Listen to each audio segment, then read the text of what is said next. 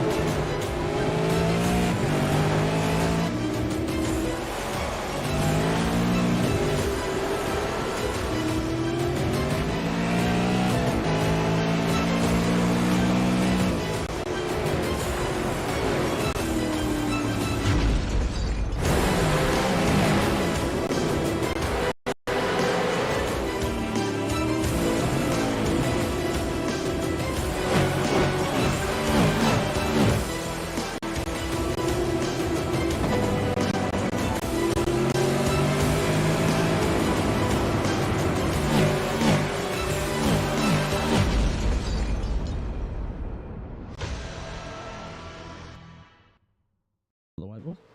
Yeah. Not 37 hours after IndyCar roared around this famous part of the world for the latest round of the NTT IndyCar Series, we turn our attention back to SimWorld competition and to round 4 of the Goodyear Autocare Warana SuperSeries Super Series. The streets of Long Beach, the venue. SuperSprint racing, the name of the day. And that's got us very much up and about and excited, ready to rock and roll. Good evening, everybody. Zach Caber, Matt Davis with you. Welcome to SimShed Broadcasting's exclusive coverage of the RSRA Super Series. Two different winners across the course of the first 3 rounds. An even balance between Corey Shepherd and also Dylan Rudd at the top end of town. It is the newcomer Shepherd with the advantage at the moment. Dylan Rudd pushing him every step of the way, as only a true champion does.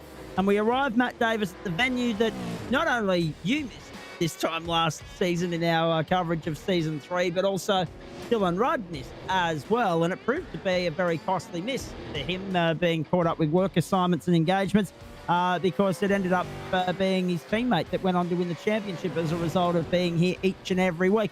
Consistency's key, being here is key. And 0 points are costly, and we might see a bit of that tonight because we know how hard Long Beach bite. Oh, big good evening to you, Zach Cave, and how good it is to be back in the booth. I missed last night due to a COVID-stricken director, and luckily enough, he's feeling good tonight to be able to bring you guys live pictures from Long Beach Circuit, ladies and gentlemen. Big warm welcome to everybody wherever you're watching from across the platforms of SimShed Broadcasting.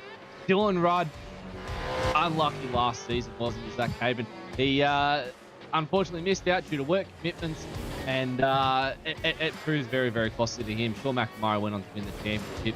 0 point round here. A 0 point round any time in the season really is costly. Corey Shepherd goes for a very big slide through the hairpin in the final couple of corners, trying to get back to the pit lane to get a fresh lap underway on some fresh tyres. And what we're going to see tonight, ladies and gentlemen, is probably going to be some of the closest racing and some of the biggest risk-taking racing that we're going to see. Concrete Canyon, Cabo, is always proves recipe for disaster. We know that from the get-go, and it's going to prove who's got what it takes to make it around here, not just in one race, but 2 races that we have in store tonight. We are in a super sprint round tonight as well. So they get this, maybe bank a couple points in the first race. They crash out in the second race and still get a few points, but nevertheless, it's still not top points.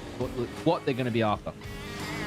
Exactly right. Looking forward to seeing how this round plays out. There's no doubt about that. Of course, it is an important point of the championship, given that we are 3 rounds in, given that it is 12 weeks long.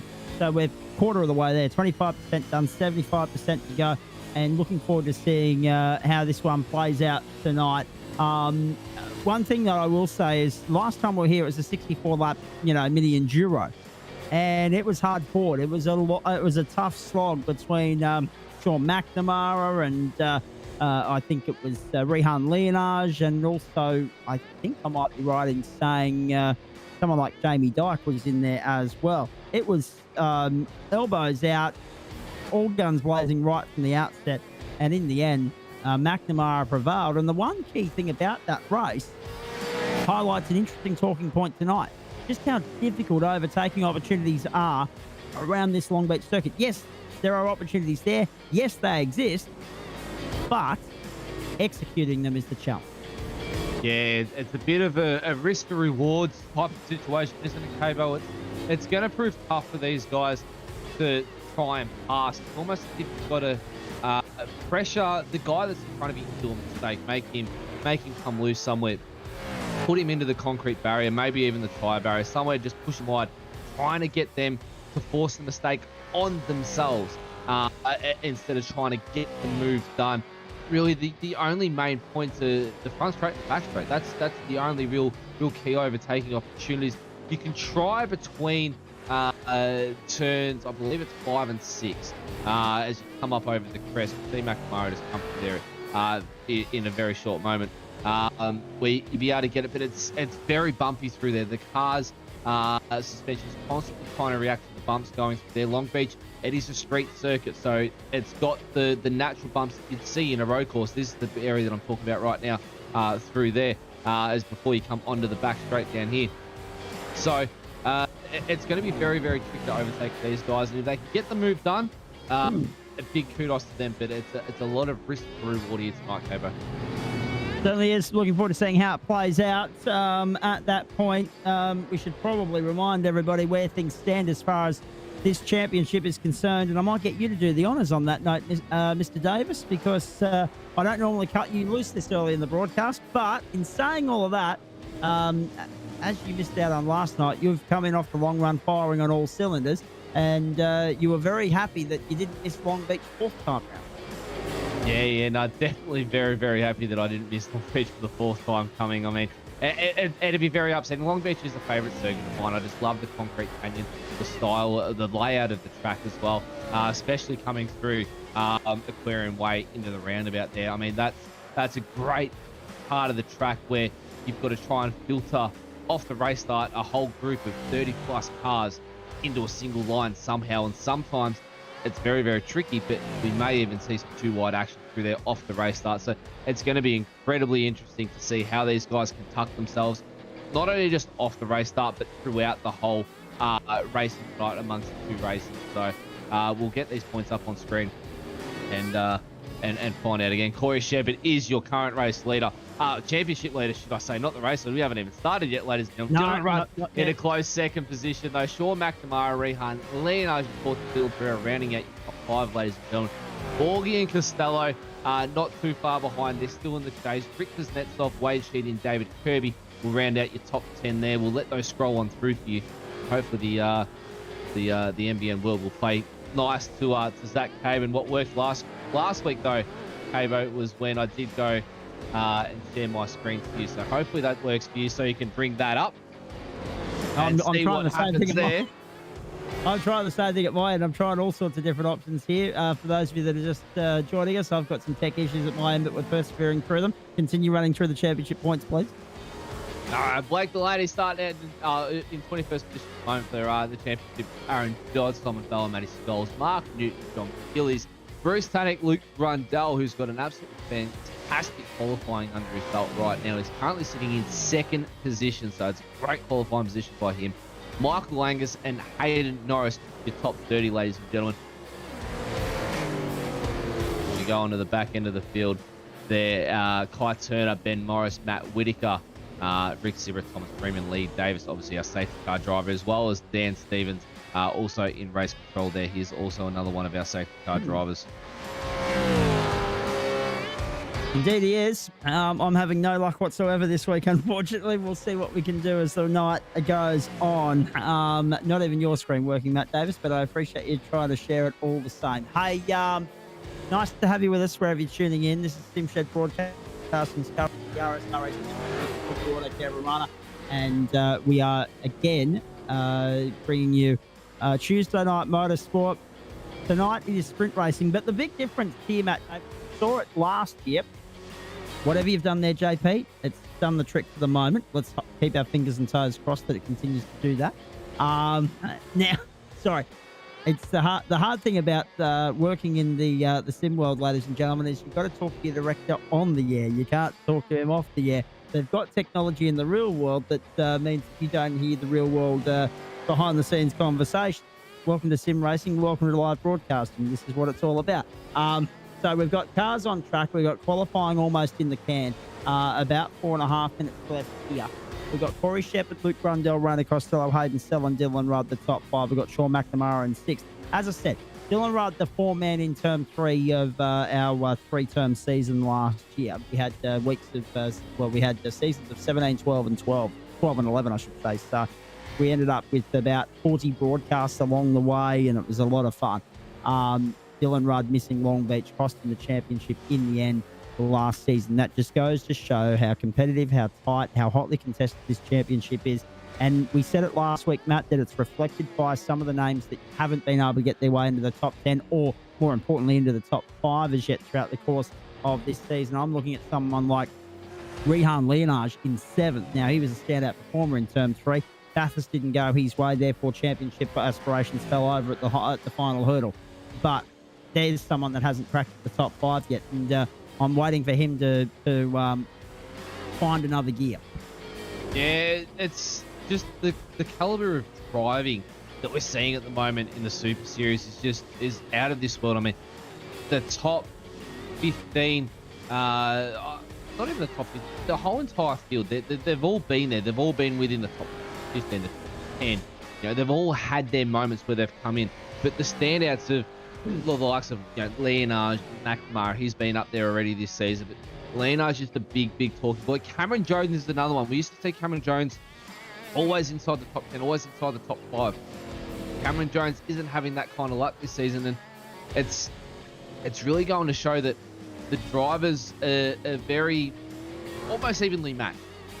Everyone has their strong points out on track, which tracks they like, and it goes to show. I mean, Luke Brundle, haven't seen much of him this season. He's now up there in the top 3 for qualifying. He's off the second row so far, as we've got just under 4.5 minutes to go in qualifying. So it's going to show that the favourite tracks for these drivers is going to pay dividends for them throughout the season, these championship points. But the main thing that they've got to keep in the back of their heads is that consistency side of things. And Jamie Dyke and McNamara really showed that last season. Yeah, they did. The great unknown tonight, of course, Matt Davis, is sprint racing. We haven't had it yet this season. We're looking forward to it immensely.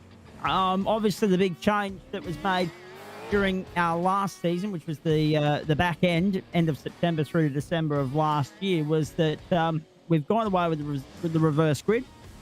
It's now progressive grid. And that comes back to your point, and I highlighted it as something that I wanted to come back to earlier in the broadcast. You said about fast, hard, aggressive racing. The elbows will be out tonight for anyone that has a bad qualifying, because being a progressive grid, they've got to make their move in race one, make it count, and I guess settle the invoice, for lack of better words.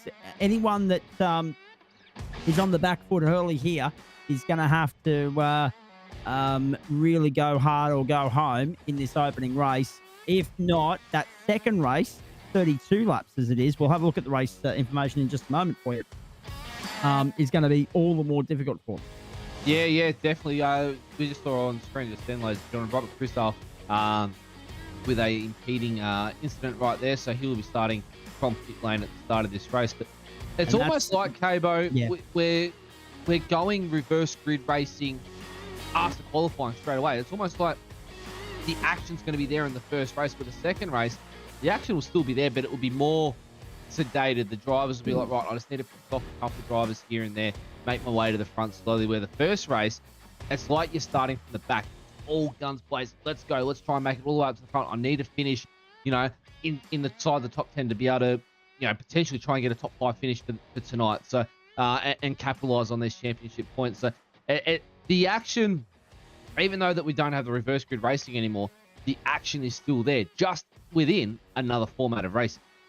Absolutely. Now, we'll have a look at the grid in just a moment, and we'll do that by way of qualifying results, ladies and gentlemen, because the session is done. The drivers have headed back to the lane. We're just seeing the clock out now, and at which point the driver's briefing, well, actually, the driver's briefing is not starting. The driver's briefing is happening as we speak. So we've literally got a couple of seconds to rip through this. So let's have a look at I didn't even realize that there's no driver's briefing tonight. That's because the warm-up's in the second, in between the first two races, I should say. So let's have a look at the track map and the race information for you tonight, ladies and gentlemen.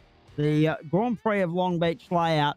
We know it as home of the IndyCar Grand Prix. You know it as just one of the world's great street circuits. 3.17 kilometres, 11 turns, 45 kilometre an hour speed limit. 46 kilometre an hour speed limit along pit lane.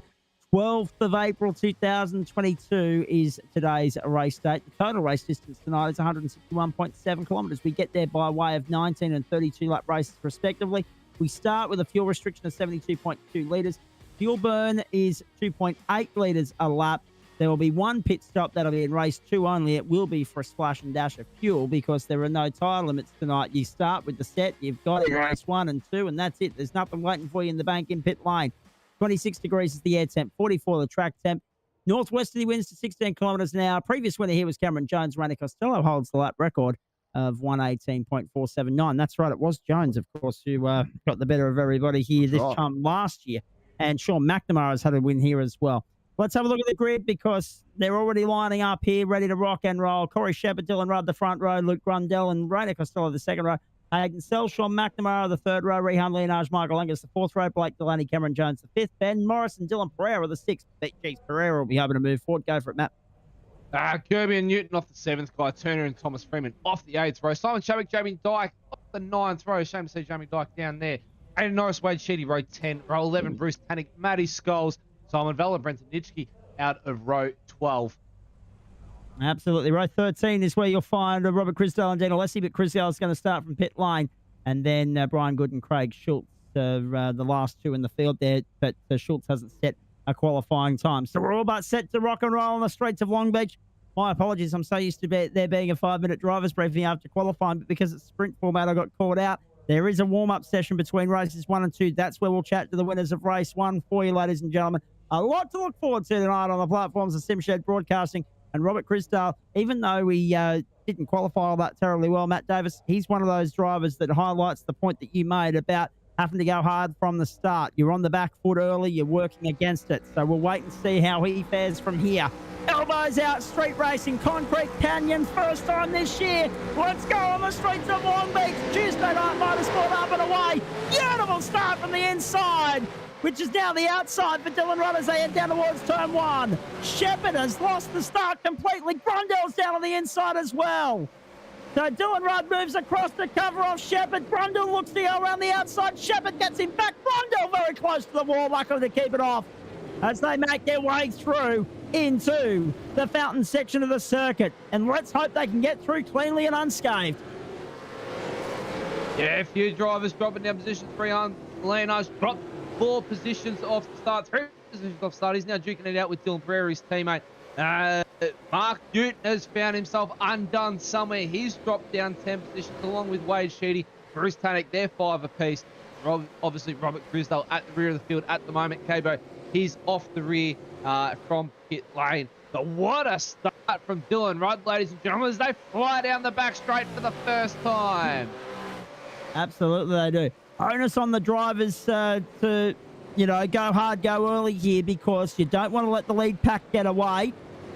And Dylan Rudd is one of those guys especially, probably to make amends for not being here last term. He's one of those guys that you do not want to let get comfortable too quickly, too early here on the streets of Long Beach. Rainer Costello right up there on Corey Shepherd's tail route now. They've gapped Luke Grundell. As they head down towards turn 1, what can Rainer Costello do here as they head down to 1? Shepherd defends again on the inside. Very nicely done. Costello's all over his back at the moment as they go through past the fountain. But again, it highlights the point how difficult overtaking is going to be around here. So 2 things on that. One is if you've had a bad qualifying run, you need to make amends in this race and try and salvage something. But conversely, Matt Davis, no fast repairs in this series.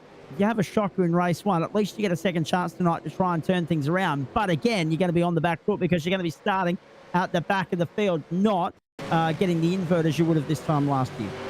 Yeah, it's going to be definitely tough to overtake. We've just got to replay at the moment. Rainer Costello, this is the pass for third, straight off the race start. Cabo Grundell runs a little bit wide. He gets picked up by Corey Shepherd there, down to the fountain by Costello, around the outside, and then dives down in front of Grundell. So that's very good awareness by Grundell and very good racecraft by Costello. He saw the opening and he took it. He knew that Grundell was going to get picked up by Shepherd there in turn 1. Dove to the inside very, very hard and very, very quick, and was able to capitalise on that. Now he's putting the pressure on Shepherd. He's dropped back to half a second behind. Shepherd's tyres now warmed up. He just goes fastest lap of the race, Corey Shepherd, 120.08.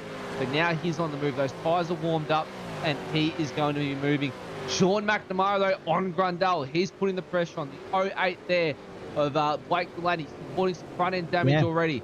The 2 Phoenix Racing Team boys, Leonage and Pereira, they're bunched up at the moment behind Michael Angus. And it's just going to be action-packed right now. As you're saying, Cabo, hard to pass. It is tight, especially through this part of the circuit. There's Pereira. Oh, the wall! Angus goes into Delaney! Delaney in the wall!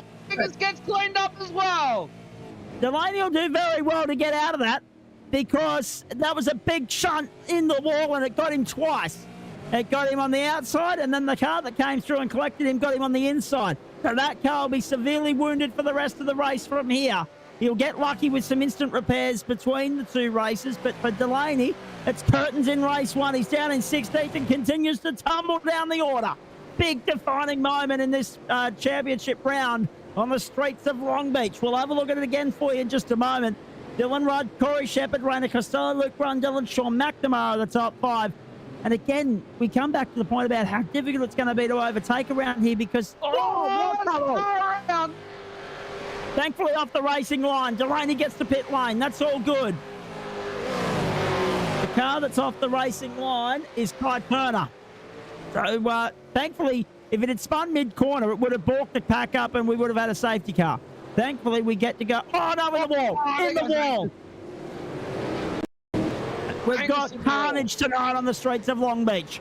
That was Angus in... So Delaney got the wall and Angus got him, did he? Is this how it happened? Let's have a look. Yes, Delaney into the wall there. Ran a little too wide. He saw Pereira come up inside. Tried to give him room, but that corner sucks you out to that tyre barrier, Cabo. It literally sucks you out there. There is no way about it. You have to cut the curb or you're not going to make the corner.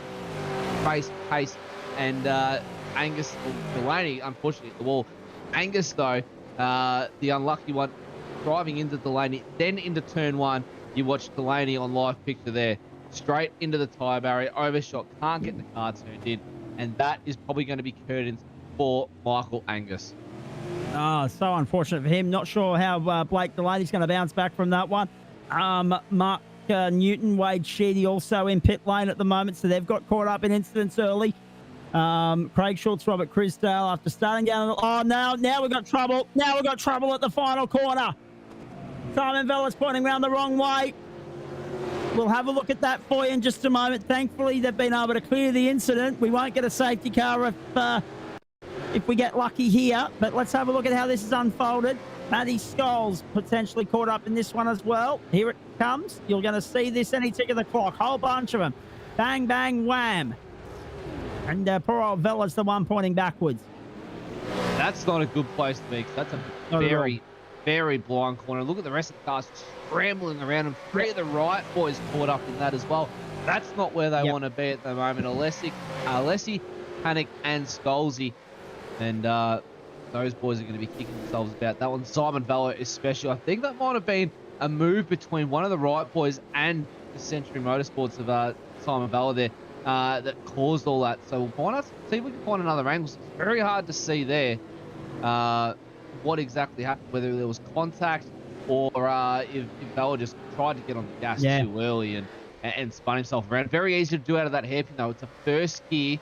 You're probably taking off at about 2,500, 3,000 RPM. So very, very easy to light up. It's got to be as soon as you're on the power, it shorts you into second pretty much straight away, Cabo, to stop the rears lighting up. Here's another replay for you, ladies and gentlemen. This is a better look at this now. Coming in to the final corner. Aerial cam there for you. Yep. There's some contact. All right. Contact. There's definite contact. Move was on. Vella had the door open, but race control going to be having a look at that one very, very closely. But so there's 3 things here. 1, race control is going to work overtime tonight. There's no doubt about that. 2, we talk about overtaking opportunities. Turn 1's probably a key overtaking opportunity, but you have to get a dream run off the last corner and almost hope that your opponent gets a shocker of a run, because I can't see it happening any other way.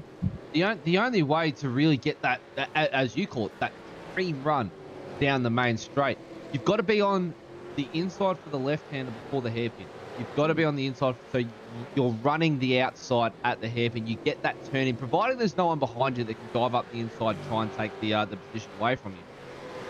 You want to try and be on that little bit of a wider line. That little bit of a wider line will see you gain another 10 to 12 kilometers an hour at the end of the straight. Plus a slipstream, that's going to be even more. So that's where the crucial point for that dream run, as you call it, down the main straight comes from.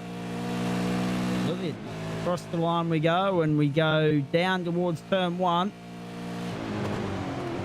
Backfire on Grundle. Yeah. I was just trying to pick up. I'm glad you could pick up McNamara's number from that far back. I couldn't. So we're of course looking at the fourth place, I should say, Luke Grundle at the moment. Sean McNamara doing a nice job in there behind him, keeping him honest. He was quietly confident. He was ready to rip and tear tonight. He's hoping that he'll catch up with us in the post-race show, meaning he's had a good run and ends up on the podium. Here's an opportunity to get down the inside for fourth. McNamara, nicely done. That is a very big dive and a very brave dive and a good dive. Look at Grundle, though, fighting back on the inside for the next corner. McNamara looked to cover it off around the outside. Won't be able to do that. Be careful, boys. That's tight squeeze, but he got away with it. Down they come. Down the back straight to turn 9 they go. Grundle on the inside, McNamara on the outside. Look at Hayden Searle wanting a piece of it as well. And McNamara charging right around the outside to finally hold on to fourth place. What a move that was. Hayden Norris with a drive-through penalty as well for car contact, but Hayden Searle, we haven't seen much of him this season, Cabo. He's up in the mix right now. McNamara, stellar move around the outside. I've never seen that done there before. That was absolutely unreal. You know how much he loves this circuit. Grundle. Oh, McNamara, he loves it. He always, in saying that though, there was a race where McNamara didn't enjoy it. And I'm not sure if you remember it or not, Zach, but the old Ejecto Cedo baby caught him at the hairpin when the joins of the sim world had that, what we like to call it a glitch. Right. And the Long Beach decided to hit that nice magic button and say Ejecto Cedo, and over the wall, McNamara went straight to the pit. So he copped quite a bit. Luckily enough, they fixed it. They've fixed it now, but McNamara's starting to skip out over Grundle. Searle now starting to put pressure on Luke Grundle now. And Hayden Searle find himself in a top 5 position to start off the second race of the night. Lap 8 of 19, ladies and gentlemen. We haven't even been able to count out the laps that, Cabo. It's been that intense. Exactly right. Dylan Rudd, Corey Shepherd, Ryder Costello, Sean McNamara, Luke Grundle, and Hayden Searle. The top 6 at the moment. There's the totem pole. On drivers on the left-hand side of your screen. It's not drivers left or right, it's your left or right, ladies and gentlemen. Round they come onto the main straight. And 12 laps to go. Make it 11 as they cross the line. 8 of 19 now in the book. We're on the lap 9, and yeah, it's been a very good run so far for Dylan Rudd. How crucial has the start worked out to be for him? I mean, in the greater scheme of things, normally when you have a staggered grid like they do at Long Beach, you've got to get a rocket ship of a run to get the better of your acquaintance on that row, and he did just that. I mean, Rudd, a dream start. This by Shepherd, and the rest is history. They have not been able to get by Rudd since then, nor Corey Shepherd, nor Rainer Costello. And of course, we know that Rainer's happy with his start. McNamara happy with his start as well. So 1 gain for Rudd, 1 lost for Shepherd, 1 gain for Costello, 2 for McNamara, 2 lost for Grundle, 1 lost for Searle. So you kind of get an idea of how that's all worked out so far. Cameron Jones, one of the big movers here, up 3 places. Dylan Pereira up 4. Rehan Leonage, David Kirby make up the top 10. Simon Chadwick, a good mover, up 5 places. Brenton Nitschke in 15th place, up 9 places. So too Brian Good down in 18th. They've both gained 9. They're about the best of the bunch thus far on the streets of Long Beach. Also up 9. Oh, well spotted. Craig Schultz up 8 as well. Craig Schultz started in 28th. He's now in 20th. So Schultz from the rear, almost the rear. It's, he hasn't quite had it his way. He got it a little bit his way. Rob Crusoe started from pit lane, so off second last. And Schultz now up into 20th position. So good drive by him so far. Jamie Dyke. Unusual to see Dyke down so far. The Luda Lacroix. Yes. Yep, all the way down in 22nd position. So not a good night at the office for him. No, and I don't think he's a Long Beach fan either, Cabo. And that's the problem. But we say it all the time. You've got to make the best of bad situations, and no one driver in this league is going to like all 12 circuits that we go to. No, drivers are not that easily pleased. Now, we've got 9.5 laps to go. We're half race distance for Dylan Rudd, Corey Shepherd, Rainer Costello. Now, the interesting thing here is if Shepherd and Costello can get close enough to Rudd, do they pile the pressure on? Do they find a way by? Or is it going to be very much a stalemate to follow the leader as it was here last year when you saw Rehan Leonage and Sean McNamara go toe to toe? Oh, look at this. Rainer Costello. He's got the elbows out. He wants to have a crack. That's Hayden Searle. Oh, sorry. My apologies. It's his teammate. So that's Sell on Grundle. Yeah, good point. Well picked up. Round the outside, down the inside. Not yet. Not yet.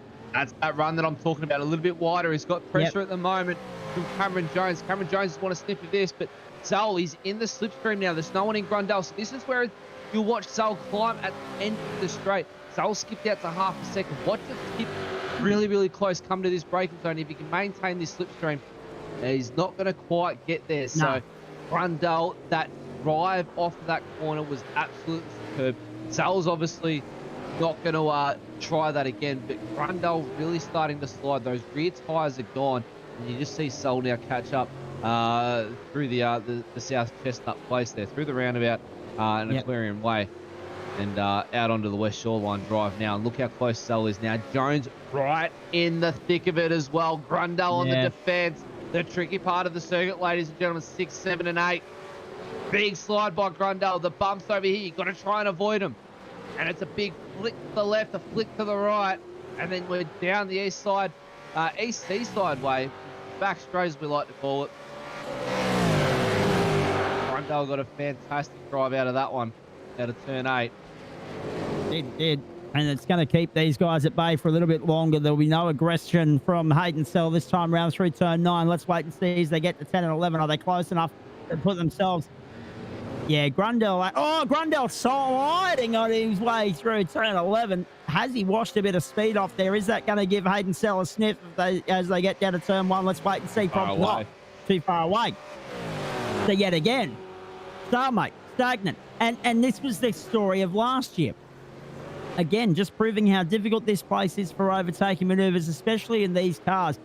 You haven't got any of those artificial incentives like DRS or push to pass. You've got to do it on merit, and that's going to be a very difficult thing tonight for these guys. If you can get on that throttle half a second earlier out of that hairpin compared to the guy in front of you, it makes a big difference. But the drivers are really going to have to test. Long Beach, very big on tyres. Very, very big on tyres. These tyres are screaming for a new set of life already after 12 laps. They're pushing them, they're slipping, they're sliding, they're skipping, they're bouncing. Everything about Long Beach screams tyres, and they just do not like it. Grundle right up against the wall. You see how much his car's moving around right now. Somehow, he makes it work out of the corner. Don't ask me how, but he's making that car work out of the corners so much easier than what Hayden Sell is trying to do. Look at him out of the hairpin, ladies and gentlemen. Jones gets right up to him. Sell gets right up to him. Checks up Sell and Jones. Big slide, but he's on the power. He's gone. That's going to chew up tyres, though, in the next race. They've got to go that whole entire stint with the one set of tyres.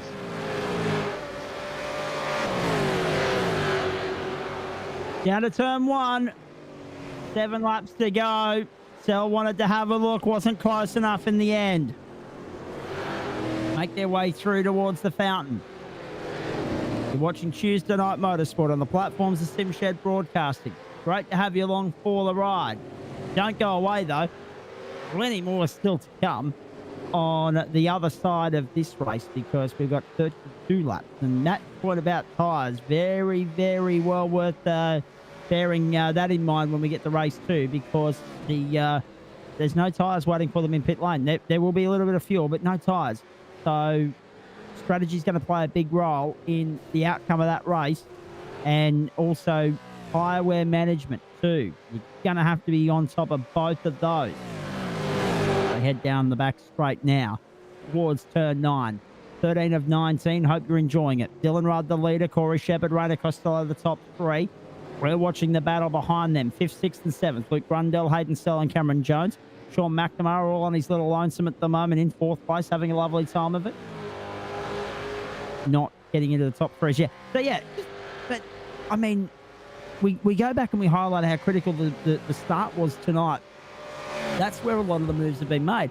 The only other time you've seen any legitimate overtaking manoeuvres were on the back of errors and mistakes. Speaking of which, none happening here at turn 1 and 2 just now. The boys behaving themselves. Don't speak too soon. Exactly. We've got a replay coming in. We might have an incident over the back of the circuit. Let's have a look at this. This is coming into turn 10. Then 11. Who's going to do what here? Uh-oh, Angus down the inside. No. And turns him round. And look at this as well. There was more garbage going on after that because the car on the inside there, I didn't see who that was. We're looking at maybe Thomas Freeman, maybe. Yeah. He insisted on keeping the boot to it down on the inside of Michael Angus, and they both nearly ended up in the wall together. So, but again, it just goes to show that you've got to be aggressive to get your moves done around here, and there's a very, very fine line, Matt Davis, between aggressive and too aggressive. Yeah, it certainly is. I mean, that hairpin, you can try and make the overtake in it, but you really, it's only a fresh tyre corner. There's nothing about it. You've got to really make sure that the door's open for you to throw it up on the inside, drive straight, turn in late, check the driver up, and then drive away. There's no other way to get through that hairpin. It's that tight.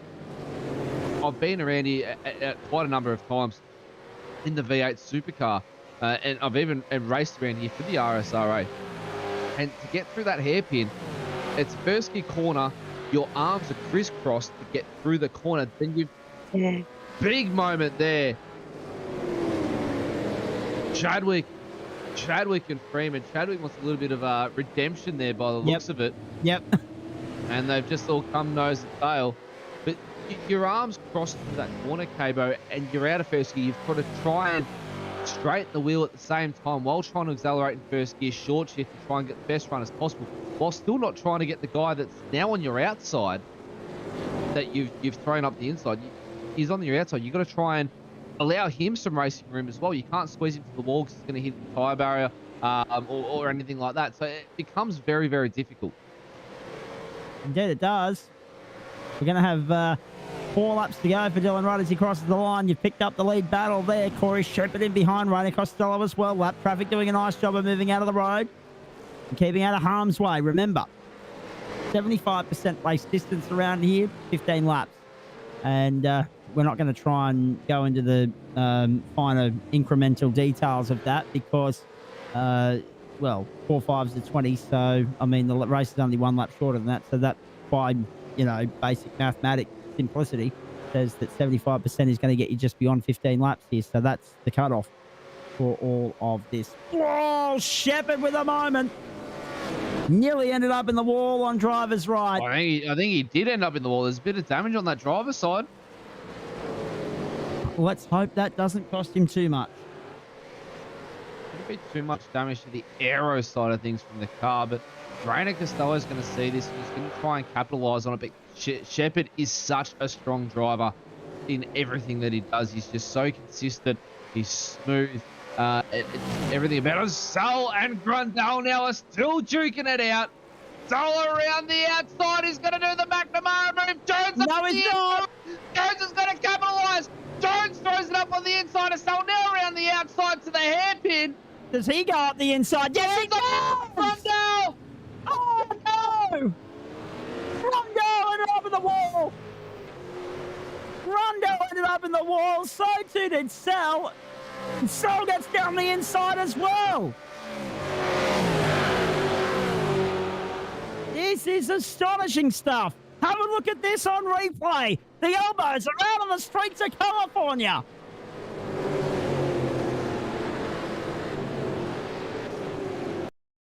Do they make contact, Cabo? Do they make contact? I think they do. So. Understeer by Jones. Contact there on the front tyres of Jones and Grundle. That's going to be a redress almost. I'd have to say he will have to redress that position. Yeah, and poor old Hayden Sell had nowhere to go. Poor old Hayden Sell had nowhere to go there except into the rear of Grundle. Then that obviously pushed Grundle beyond the tyres towards the concrete. Now, look at this. Back to the lead as we go. Oh, boy.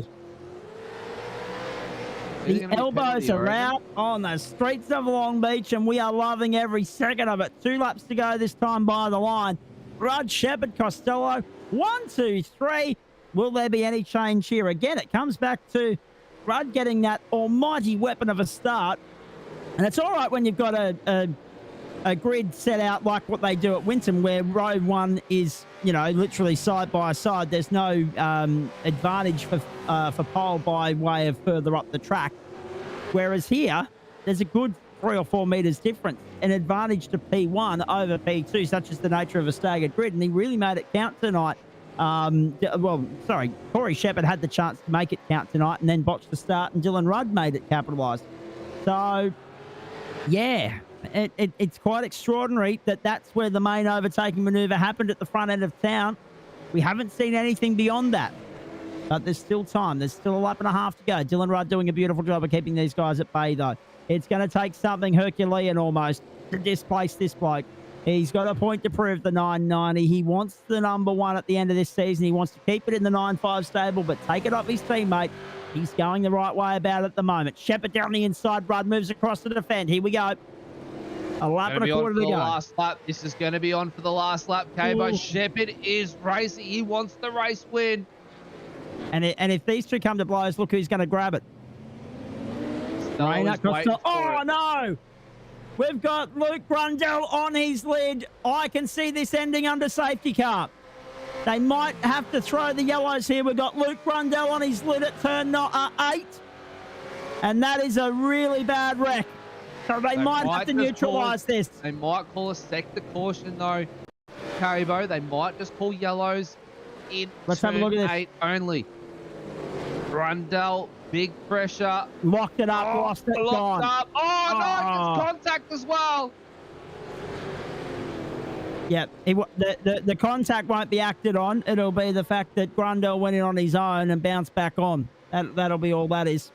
So now they're still racing full speed, Cabo. So it's obviously just sector yellow. Yeah, it's an interesting one because obviously they've lost this overtaking opportunity here, and there's the incident there. They're all going to they've escaped. So they've done a little swift one on us, and now they're going to let them race to the end. So I don't know. We'll find out what race control's mindset was on that one, because normally that would go against series regulations and protocols. But in this instance, it's let us go green to the end. It's going to allow Dylan Rudd to hold on to go to the checkered flag. And what about Rainer Costello? Can he sneak up on the inside and capitalise on this? My gut feeling is no. To the checkered flag they come. Dylan Rudd gets another win in the Goodyear Autocare Warana SuperSeries from Corey Shepherd and Rainer Costello. My goodness gracious me, that was well fought out by those three. But again, it comes back to the start. And it's astonishing to think that we look back on that, Matt Davis, as the defining moment. Just that's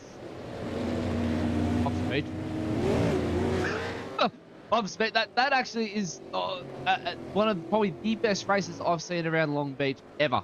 I wish I was actually a part of that race, Cabo. That was absolutely unreal. I mean, Rudd, Shepherd, Costello the whole way from start to finish, battling out within a second of each other. That was a moment in its own. Big incident at the end. Grundle between Leonage and Pereira there.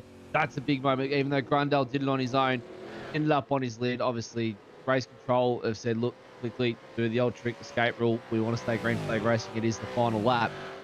But I'm totally speechless. It was just the drop of the green flag to the drop of the checkered flag. There was not a moment that there wasn't any action on track.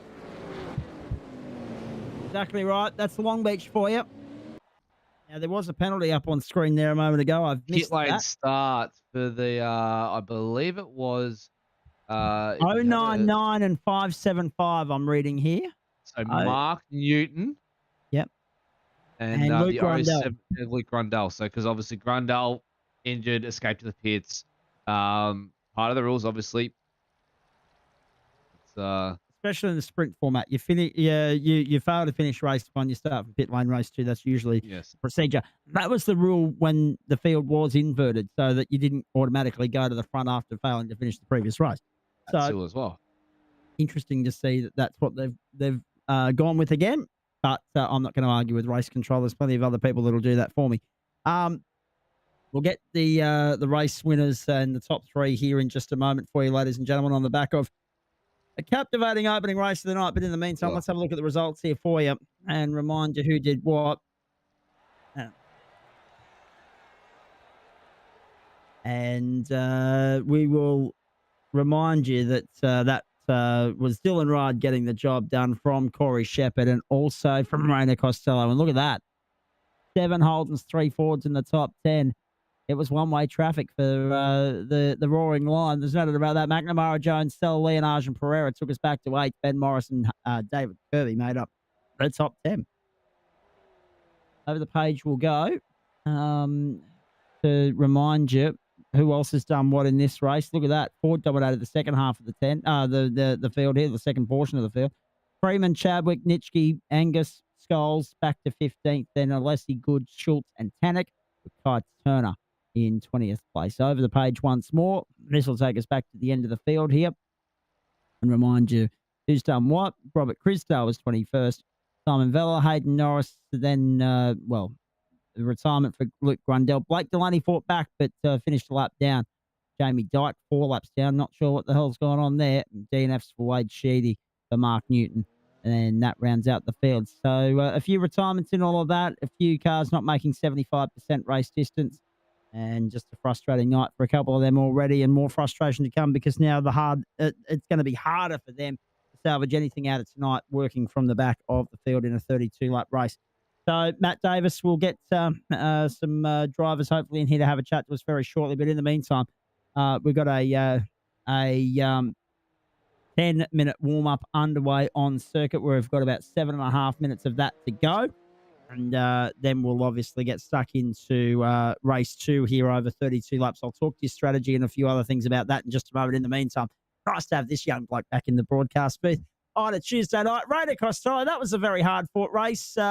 It was, as I said, it was one at the start, and it was surprising given the way the grid's laid out. I couldn't think of the correct terminology that I wanted to use there, and I think the boys kind of cottoned on to that early on. Because it's a staggered grid, not a side-by-side per row grid like what you see in the supercars, it was the outside that got the jump. Rudd displaces Shepherd. Everything stays as is. And you, my friend, you end up in there in third place, having got the better of, was it Luke Grundell that you got the better of in the early stages? Yeah, Luke tried to hold it around the outside of Corey, and then that didn't quite work out for him, so I just slipped it up the inside and then followed the top 2 through. Now, I appreciate you coming in here for a quick chat because I believe you're on a tight rein tonight because you've got an early start tomorrow morning. Yeah, very early start. Got to wake up before 3. Yeah, don't envy you, mate. I'll be lucky to be knocking out Zeds at that point in time, but I am looking forward to it immensely. Hey, we'll talk quickly about the karting at the end if you don't mind, but just right now, a bit hard to gauge what you take from that race and what you don't take from that race because the top 3 of you are so evenly matched, and there were no overtaking maneuvers put on there, and no real opportunity to put them on. Like when you're as evenly matched as that and as consistent as that, no one's slipping up. It's very hard to gain or lose. Yeah, definitely. We were pretty even in pace the whole race. I think qualifying sort of didn't do it for me. I just can't get the car to work on the cooler track conditions, but then when it heats up in like it did then in race 1, the car has a lot of pace, but yeah, just didn't quite have the track position to do anything with it. I think there was a couple of positions if you really get it right and you're close to the car in front that you can do it, but it would require a lot of cooperation from both sides, and I'm not sure if we're going to get that in a sprint race. No, A, not in a sprint race, and B, not from blokes that aren't in your team, I wouldn't have imagined anyway. Hey, what's the plan of attack for race 2? Obviously, not being a reverse grid probably works right into your wheelhouse, mate. Yeah, well, I'd say the second race we'll just take it as it comes, go for any opportunities that pop up, and just try and get some good points.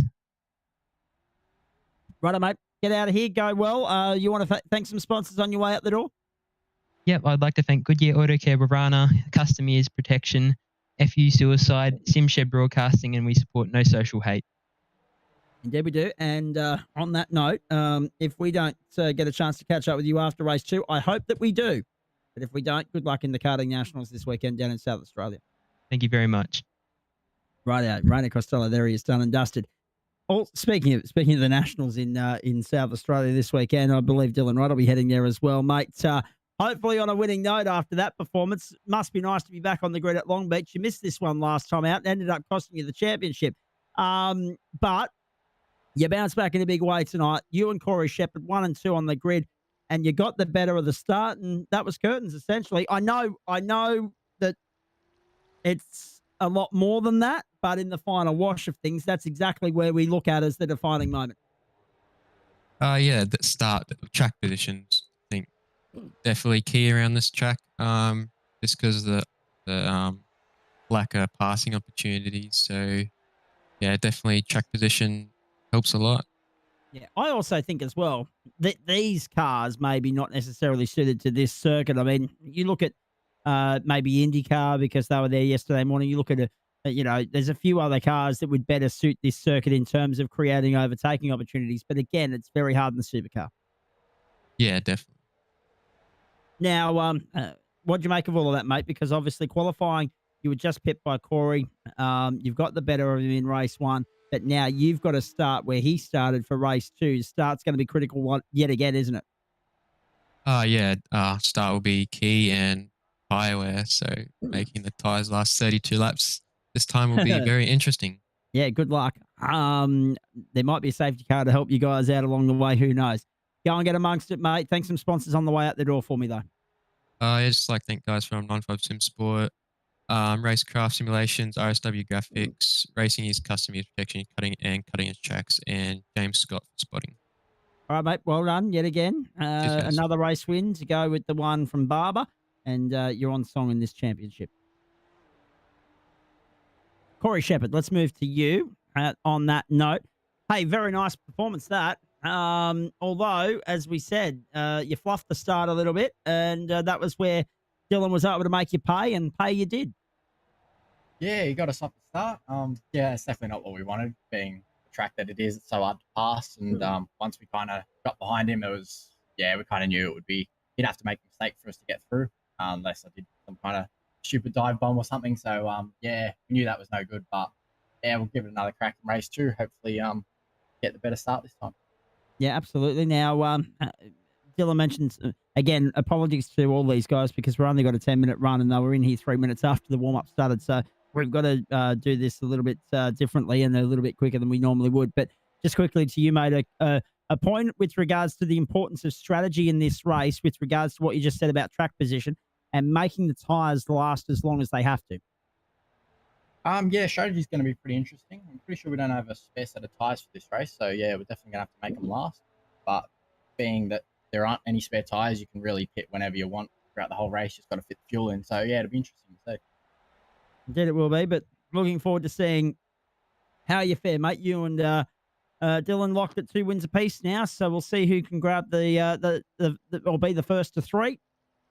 Because it's one hell of a tight championship fight. Thanks some sponsors before we let you get onto the grid for race 2. It is, yeah. Just big thanks to all the guys at Premier Racing Team and all of their sponsors, Racecraft and everyone. And yeah, big thanks. Well done. Corey Shepherd did a nice job tonight. Got the better of Dylan Rudd in qualifying, but obviously Dylan Rudd's gone and drawn up level there in race 1 and still brought it home in second and flies the flag nicely for the FORDs with Rainer Costello there as well. Boys, looking forward to this second race. Matt Davis, it was hectic and frantic for 19 laps. I can't imagine what it's going to be like for 32.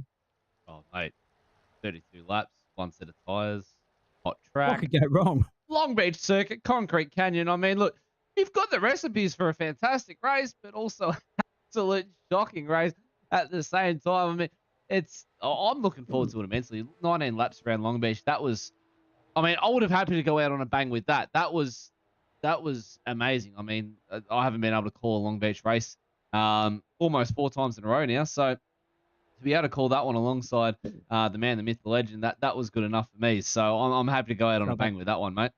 All right, well, let's go. Let's rock and roll because we've got cars on the grid for race number 2. And as we said earlier, progressive grid. So it's important to note. Track server goes to 5:15 local time, which is, again, 17 hours behind Australian Eastern Standard Time. Shepherd Rudd the front row, Grundle Costello the second row, Sel McNamara the third, Leonard Angus the fourth, Delaney Jones the fifth, Morris Pereira the sixth. And I think you've got that the message. You got Brendan Nishiki, Michael Angus out for 7. We won't worry too much about that. No. It's not working. It's completely out of order. I can read it off my screen, though. You got Kirby and Freeman. Benny Morris and Kirby out of 5. Freeman and Chadwick out of 6. Nitschke and Angus out of 7. Scholes and Alessi out of 8. good, and Schultz out of 9, Tannic Turner out of 10, row 10, Crisdale and Vella out of 11, Norris and Grundle out of 12, Delaney Dyke out of row 13, Wade Sheedy and Mark Newton round out the field in row 14. The lights are up, Cabo. She's all yours. Racing on the streets of Long Beach for the second time tonight, and a beautiful start this time round from Dylan Rudd. Corey Shepherd went with him, but there was nothing he could do to stop Dylan Rudd leading the field to turn one. Let's wait and see. They all tuck to the inside. They get aggressive on the run down there and defensive as well. Costello to the middle now and moves into third place, consolidates the position. Let's wait and see that everybody gets round turn one. No, they haven't. Around at the back. Michael Angus is around and out of it. Shepherd on Rudd. Here comes Costello. Oh, look at this. Bumps around early. Shepherd's gone to the front. Costello up on his outside. Runs down the inside to get Costello back. But Corey Shepherd has pulled one on Dylan Rudd. Leads at Long Beach. What about that for a bit of driving? Now Costello on the inside of Rudd. Costello on the inside of Rudd. Costello goes to second. Oh, very nicely done. Wide through turn 5's that came. And how did they get through that? No idea. Don't want to know. Oh, that was insanity at its best. And just when you thought the driving standards couldn't get any better in the RSRA Super Series, they go and do that, and they do it cleanly as well. Shepherd leads Costello back to the main straight. And down they'll go. I apologise as well. We got trouble. We got trouble over at the back of the circuit. I can't quite pick up what it was. Hayden Sell it was. My apologies. I didn't quite hear the director first time round, or second for that matter. But here it is again. This is what's happened to Tannic and Sell. Sell had a horrible start. Yeah, he did. An absolute shocker. And then... Oh, no! I'll tell you what, that might be curtains for Bruce Tannic. Oh, no, he's going to try and get it out of there. But they won't want to stay parked there for too much longer because they'll have to neutralise the race otherwise. Now, I apologise as well because when I was reading out the grid, it chucked a wobbly on me, ladies and gentlemen. Of course, as you know, progressive grid from where they started. So you had Rudd and Shepherd on the front row. Costello, McNamara. I think that's where we started going wrong. Jones, Sell, Leonage, Pereira, Morris, Kirby, Freeman, and Cadden. So just to correct my little boo-boo from the start there, but I think that was just that I hit the wrong button at my end. Now, obviously, it never looks good when what I'm saying doesn't correlate with what's on screen. So I just wanted to go back and cover that one. That's where I got confused. Yeah, exactly right. And because I went before the graphics got thrown up. I was reading off the iRacing server, and I think I clicked one of the wrong boxes there. But anyway, it doesn't matter. It's all good and well. We're across the start-finish line again. We're on to lap 3. The race leader there is Corey Shepherd, the championship leader. 1:19.25, the fastest lap of the motor race thus far. He's going along quite nicely right here and now. Got a little bit of a gap between himself and Rainer Costello. Then Dylan Rudd. I'll tell you what, it becomes interesting on round points, doesn't it, when you've got a first and a third and a second and a first in there. I mean, we know that'll probably work out in Shepherd's favour, and it'll almost be a tie for second on those notes and on those numbers. But it'll also depend on who gets the clean races and who gets the bonus points. We know that Corey Shepherd's got the bonus point for pole position as well. He got that in race 1. There is no bonus point for qualifying or pole position in race 2 because it is off a progressive grid format, not a qualifying session. Although that is the other thing as well. There's another talking point for us, Matt Davis. Not that I want to give these guys any more work. Oh, actually, maybe I do. We talk these days about making it a real world experience. When you think about it, there are no reverse grid races, so that realism element has been factored into it. But if we do have a 2-race format, we do have 2 qualifying sessions. Your thought?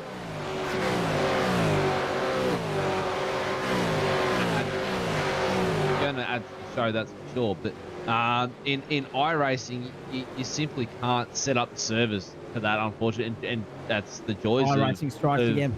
Yeah, iRacing and the sim world, I guess. So, I mean, if you could, and iRacing, if you are listening into this, that'd be an absolutely amazing thing that you can add to it. I mean, that'd spice things up a whole lot more. But what you could do as well, to start this, Chris, is maybe do a double qualifying, or take both your times, have a bit of a longer interval, should I say, through your races, where it'll take a bit longer to set the grid manually, but your first best time sets you off the first race, your second best time sets you off the second race.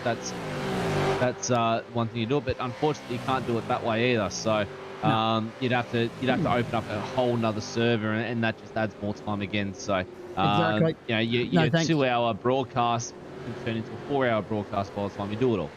Exactly. Oh, well, I was going to say at least a 3-hour. No doubt about that. Although to be fair, we do a fairly good job of stretching out the broadcast as it is. I don't. You do. Not even going to entertain that. Let's continue on. Lap 5 of 32 on the streets of Long Beach. Hope you're enjoying our commercial-free, live and exclusive coverage of the RSRA Super Series for Goodyear Autocare Warana. I'm thinking Drive through crank penalty. up the volume. Oh, there we go. Drive through 205 penalty. unsafe rejoin. Lap 1. So that's Michael Angus. for a drive-through penalty. But Cable, I'm thinking we didn't get it in race 1. The field's sort of evening itself out now. Why don't we jump on board with Corey Shepherd? To go for a crank up the volume lap. He's just coming down through turns 7 and 8 now. So he's not too far. The 1, 2, 3 contact on the 8, 9, 7. So that again is the 1, 2, 3 Bruce is Tannock, I think. Bruce Tannock on Hayden Sell. That's To be fair, it's been one of those sorts of nights already. I mean, Kai Turner didn't start this race. Brian Good, Bruce Tannock. Brian's already a lap down. Bruce is in pit lane. Yeah, it's going to be a long night for some of these guys at the office. Let's crank up the volume in the meantime and go for a ride with the championship.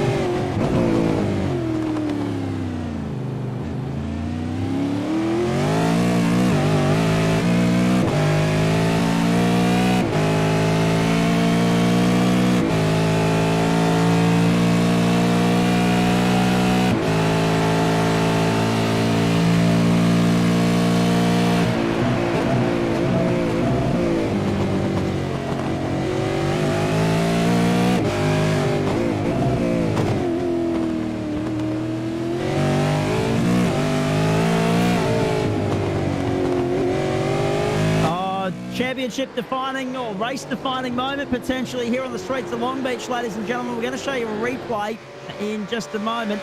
Dylan Rudd has smacked the wall on the outside of turn 1. He's bounced back okay, but it's given a big opportunity for Corey Shepherd to build the lead on Ronnie Costello to build the lead on Dylan Rudd, and now the pressure is mounting on Dylan Rudd because he's got Sean McNamara, Cameron Jones, Rehan Leonage all up his clucker, trying to find a way by, and there could be some damage on the right-hand side of that car. We'll have a look in a moment. I'm sure Dylan Rudd, I was just watching him go through turn 1 off screen whilst you were looking at Corey Shepherd there, and he went hard. And we know that this place bites hard, Matt Davis, particularly hard because it's basically concrete everywhere you look. There's no margin for error and no forgiveness. No, there's definitely no room for forgiveness. I mean, I stuck to that honest, the image is still in my head. But race start. Oh, no. Simply 3-1. cannot fit. I can't get it. You can't. They wouldn't have fitted another one. Through turn 5. You can't. Would not have been able to fit a cigarette paper through there. It was just ridiculous. If it wasn't for Trello backing out a bit and Rudd backing out a bit, Shepherd was sandwiched. There was no doubt about it. Shepherd was sandwiched. He had nowhere to go but forward. And, I mean, that just goes to show you how tight it is. You saw 3 wide out of 4. There was no racetrack. Nothing. They were against the walls. There was 3 cars across the track. You couldn't even fit a motorbike between them to put the lane. Like, it was just that tight. And that's where the street come into play. It just becomes that tight around you. You can't fit too wide through some corners. We're grateful to see McNamara go through turns 9 here, but you've got the space to do it too wide. You've got a little bit of a more runoff area where you come now into turns 10, 11 and 12. No, sorry, turns 10 and 11. There's no room. The doors close off ultra quick. Up too wide down the main straight, yeah, you've got a bit of room. One, tyre barrier there. So it's just, you go to poke the nose up here, you go to poke up the nose there. Everywhere you look, the door's going to be close. You've got to have the move 75% done by the time you reach the paper. We are continuing our coverage of round 4 of the championship. This is Long Beach, California. This is the first sprint round of the season. We've got another one of these coming up a little bit later on at the world famous iRacing venue that is Sydney's Oran Park in Sydney. And of course, I say world famous iRacing venue coming very firmly in cheek there, ladies and gentlemen, because it's the only way the lasting legacy of that venue lives on anymore. Now, unless you want to go watching Housing Estate, they put up around this one. 24 laps to go here. We've already had a few guys in pit lane. It'll be interesting to see if we have anyone from the top end of town that makes their way in the next short while. Bearing in mind that we haven't had a real chance to talk about fuel strategy or anything like that. Don't have any time.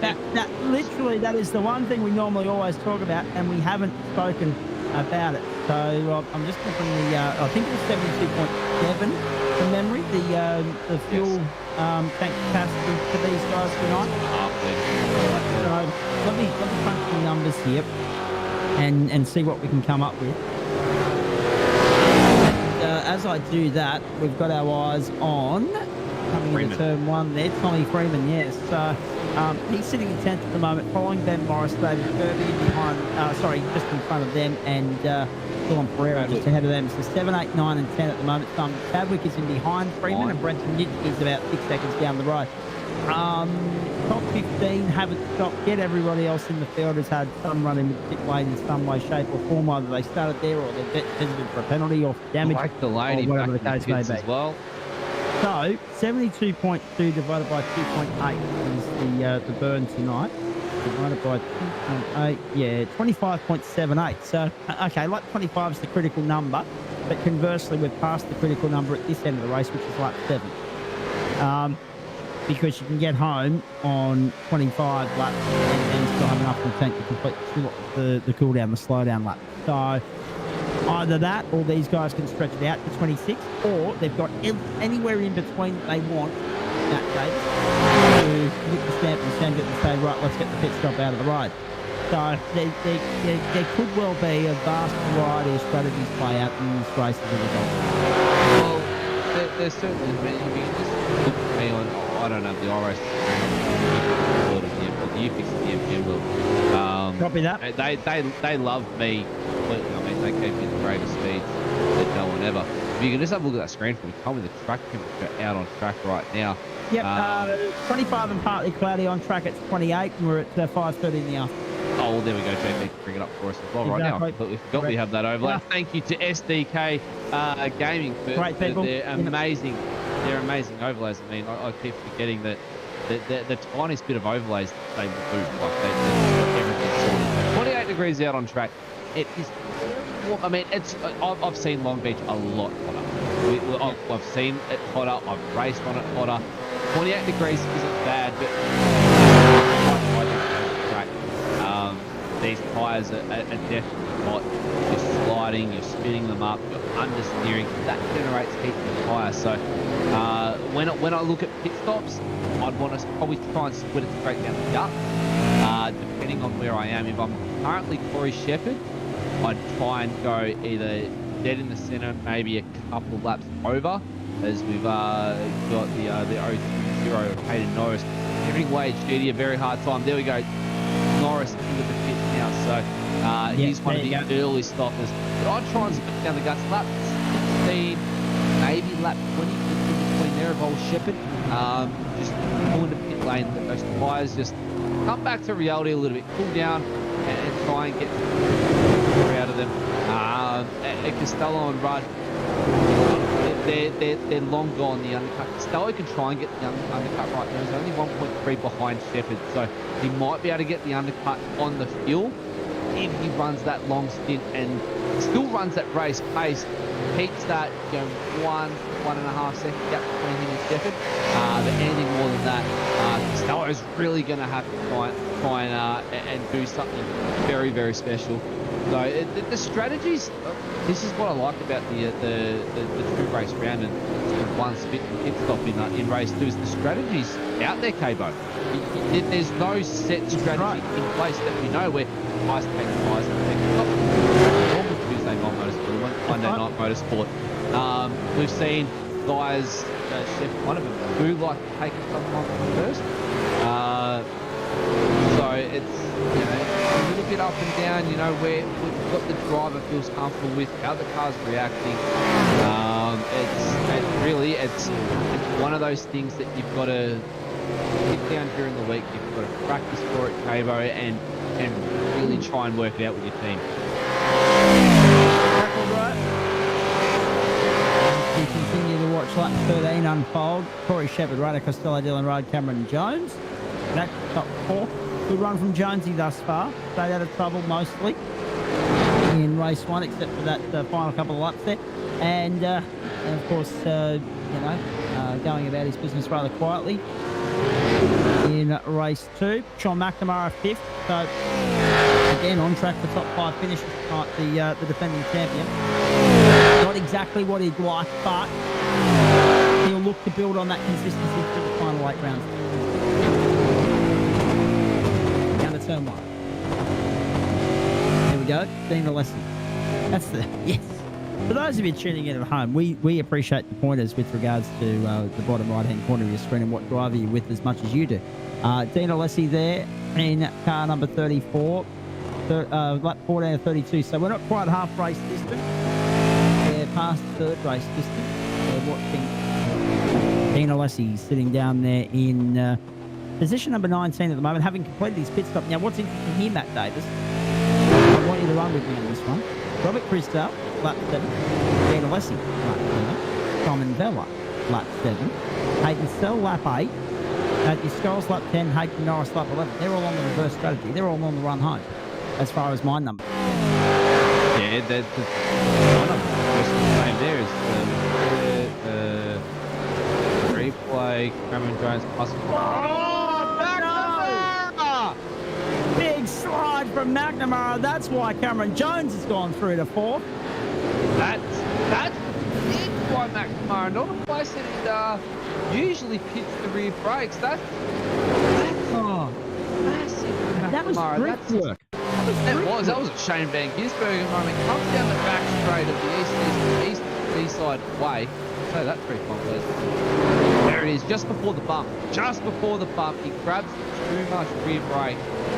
Luckily enough, to keep it off the wall. Oh, that's right. How lucky was he to keep it off? Oh, that is at its highest. The thing is, how much he lost out on Cameron Jones with that one. He's managed to get by, but he's still within 6th of a second. Jones now starting to pressure Rudd.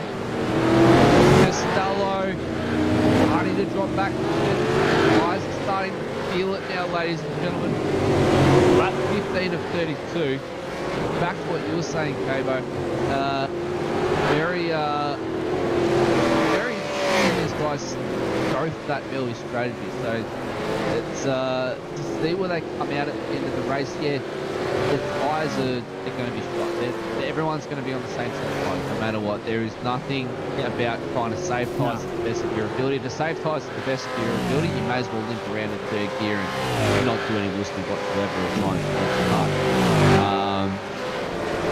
They're all going to be on the same set of tyres by the end of lap 25 area. So this is, it's the strategy calls on this. It's, I don't know. I'm actually lost for the first time on a strategy. This is exactly. really mind-boggling.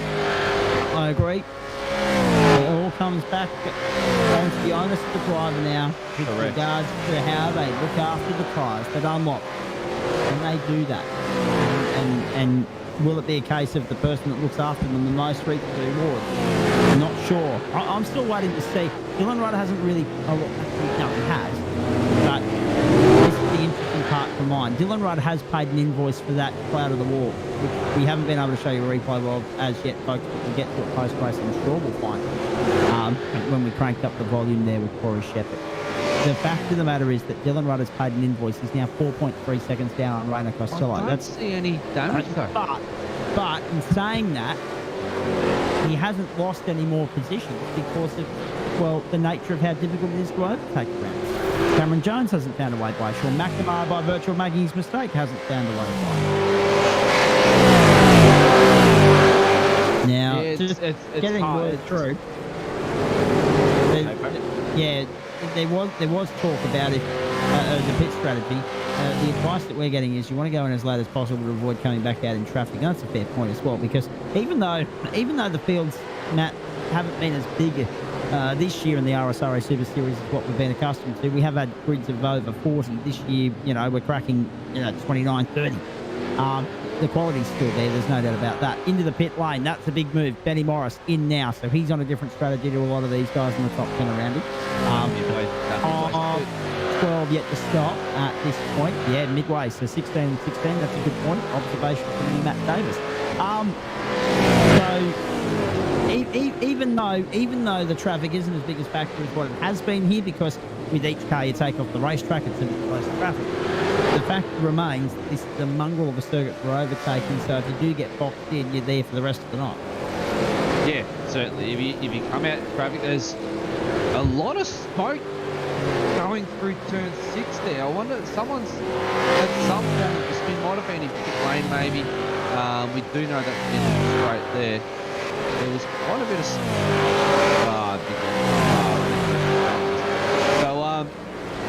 maybe. I did see quite a lot of smoke. It didn't look like a lock-up to me. I'm not sure if I grabbed that on the broadcast screen. But I was so focused on a lock-up, I thought there might have been a car around or... Yeah, while you get your point, while you bring your point back, because we're talking about covering off traffic and right. Yeah, and if you do come out in traffic at Long Beach, it's hard to grab. You want the clear air in the car, but there are long straight controls. You kind of want a bit of press down there at a reasonable pace and going close to that car in front. So it's very much a much. You've got yourself a fast car in a straight line where you don't get the free. Certainly, get as late as possible. Try and not come out in traffic. But a lot of drivers are going to be reacting to what the top three are going to be doing. So Costello or Shepherd or Rudd come in, and that's what the boys are going to be doing.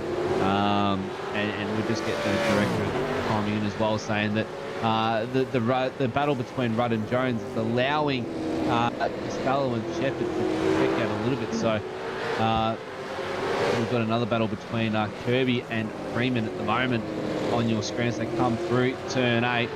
Can Freeman get the run down the back straight? Freeman on the outside. Very defensive. What? I still can't get over that move from Sean McNamara in race 1 around the outside down here. That was astonishing stuff. The 3 wide in race 2. I mean, there's been really top shelf. Now, just breaking in, bit of breaking news. Matilda's over the Kiwis tonight in Women's International Football. Friendly, of course, the 2 host nations of next year's World Cup. 3-1, Matilda's getting the job done. So it's 2-1 and a 3-1 this week for the Matildas that done well. David Kirby in the pit lane here. We're on lap 19 of 32. So now we hit the marker that we got to in race 1, lap 19, that was running 25 and 3/4 minutes. So let's see what we do beyond that as far as this race is concerned. Let's see how much quicker this one is run on an average speed standpoint, as opposed to obviously an overall sort of thing, because being a longer race. But yeah, 25 and 3/4 minutes for Dylan Rudd there in race 1. They're going to get back to the line. Corey Shepherd's going to get back to the line about 20 seconds quicker than that at the end of lap 19 in this race. So the boys are pulling out all stops to treat this like a qualifying run in many respects. And it'll still be a race in excess of about 40 minutes once you add that next 13 laps on. So it's a big night at the office for the boys. As soon as the race is done, quick post-race show for us, and then we're on our way out of here. Jones all over the back of Dylan Rudd now as they come onto the main. No one blinking just yet, as far as that top 6-7 is concerned.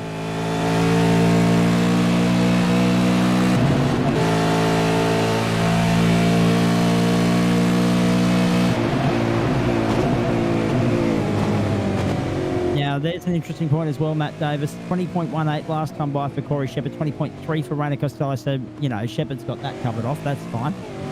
Costello 3/10 up on Rudd. So, Shepherd's half a second up on Rudd. So, I seriously think, even though there doesn't look to be any visual damage, I think that he might have compromised the car a little bit when he played the wall at one there, Dylan Rudd. We'll find out in a moment, no doubt, when we have a chat to him in the post-race. Should he make it to post-race? Should he hold off Cameron Jones and Sean McNamara in the remaining, 13 laps? But the big talking point in all of this is going to be that pit strategy, those pit stops. Can Dylan Rudd maintain his position through the pit lane, or are Cameron Jones and Sean McNamara going to see an opportunity to topple him and one-up him? That's going to be interesting. Rehan Leonage, Dylan Pereira following in 6th and 7th, then Thomas Freeman, Simon Chadwick and Brenton Nitschke, then Wade Sheedy, Luke Rundell, David Kirby, Craig Schultz and Robert Crisdale, the top 15 here at the moment. Top 12 yet to stop, except, well, can't really throw Luke Rundell into that. He is 12th, and he came in on lap 1, so he won't make it home on fuel on those.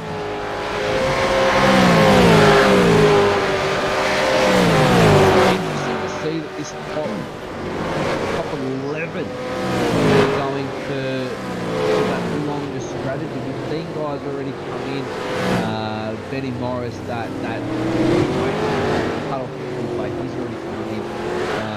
The goals at lap 10. These guys at the start, lap 11, the earliest that hit, going to be interesting to see with these guys. They're going to finish up tonight. Once these pits have cycled through, it's got me really intrigued, Cobra. Really, really has. It's now gone away from the whole racing side. I feel that we've mellowed out and everybody's found their groove. They're plucking away the lap. Yep. I'm now turning. Oh, here we go. We've got Bit of action Jones here. And Rudd. Jones on the outside, Rudd the inside. Can he hold it? Yep. Very nicely covered off. And that's another key factor around here. You've got to be able to cover off the opponent if they're trying to make a move. And when you go from a right-hander to a left-hander, it's easier said than done. Both in. Jones and McNamara both in. Trying to one up Dylan Rudd. Here we go. I question it.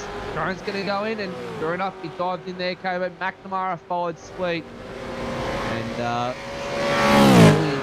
see where this all pans out now.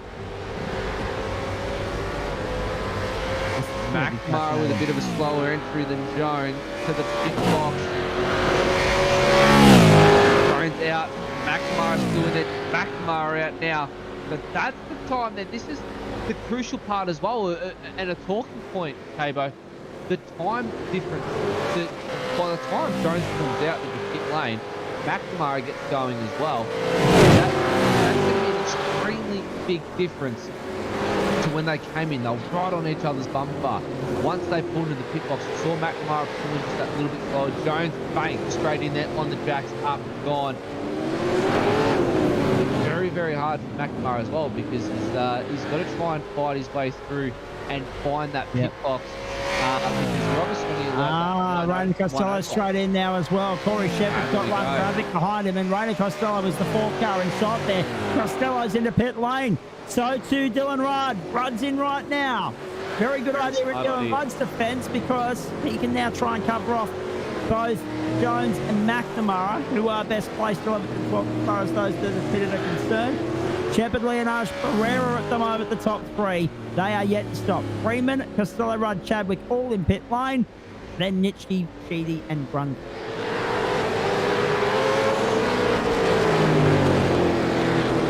Going to be very interesting to see how this plays out. Cameron Jones back around onto the main straight. Sean McNamara in close pursuit. Costello on his way out of pit lane. We're waiting for Dylan Rudd though. Here he comes. Rudd's on his way as well. Can Jones and McNamara cover him off? I don't know. I don't know. Not by the look of this. Here comes Jones. Rudd's got him. I think Rudd's done enough. Yes, he has. Dylan Rudd, very... No! Oh, not on the outside of one. And Jones slips through. Rudd was sliding tank sniper style. And that is what's cost him. Cameron Jones goes to third. Effectively. This is the battle for third in the motor race. Once the rest of the pit stops have cleansed. Shepard the leader. Leonage, Pereira top three at the moment. They are yet to stop. Shepard is effectively the race leader because, well, you know, he had second position. He got the early jump. He got past Dylan Rudd. He is leading the race, and he's got the margin. The effective second place is Rainer Costello because he has pitted. The rest of them in between were behind Costello, Jones, Rudd, McNamara, etc. when they came in. So that's Leonage, Pereira, Freeman, Nitschke, Sheedy and Grundell. We've got to wait for those guys to come in yet before the order is cleansed. But effectively, Shepard the leader, Costello second, Jones now third.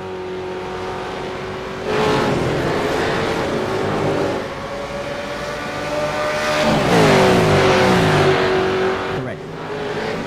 Costello's in clean air, but Jones and Rudd racing one another. Matt Davis there, racing one another to the checkered flag. Whoa! Jones calls it close. Millimeters off the wall. And piece of it all. Exactly right. 100%. He's all over it like a picture. It is fantastic to watch.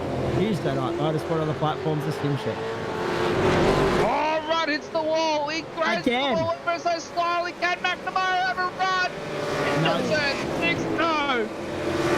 That allows Jones to skip away by a car and a half. Now two.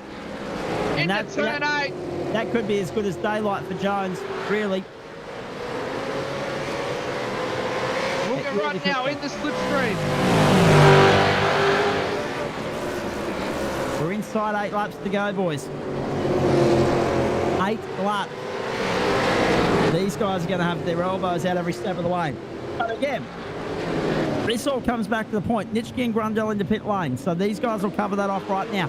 The fact of the matter is that what we're seeing now, Matt Davis, is that tyre wear starting to become a huge factor. You really saw it Justin on that hairpin turn. Turn 11 there. Jones went a bit wider. Rudd really dug deep. He cut it in tight. Got on the power and split it out from the wall. This goes to show he's trying ever so hard to make up that time back to Jones, and is just slowly stepping away from him with those rear tyres. Renage there, starting to step out through turns 9 and 10. Out of 11. Let's see what happens here. Does he light it up nice and smooth on the throttle?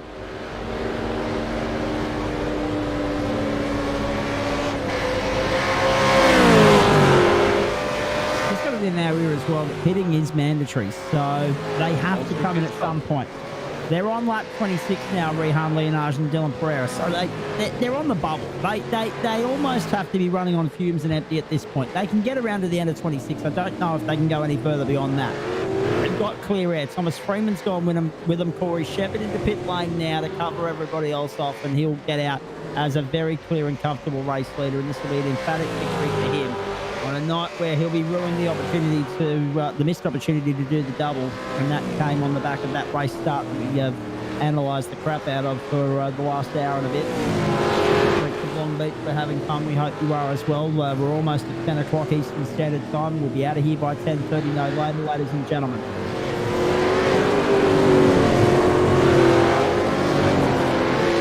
So Rainer Costello is now only 2 seconds away on Corey Shepherd. So Costello's clawing some ground back, but I don't think, Matt, I Not going to last a don't lot. think it's going to be enough for one, and I don't think, well, as you said, I don't think it's going to last for two, but I don't think it's going to be enough because, I mean, there's only 6 laps to go. This time by the line, he'd have to take 3-4 tenths of a second out just to launch, just to be on his tail. Until Pereira comes into the pit lane.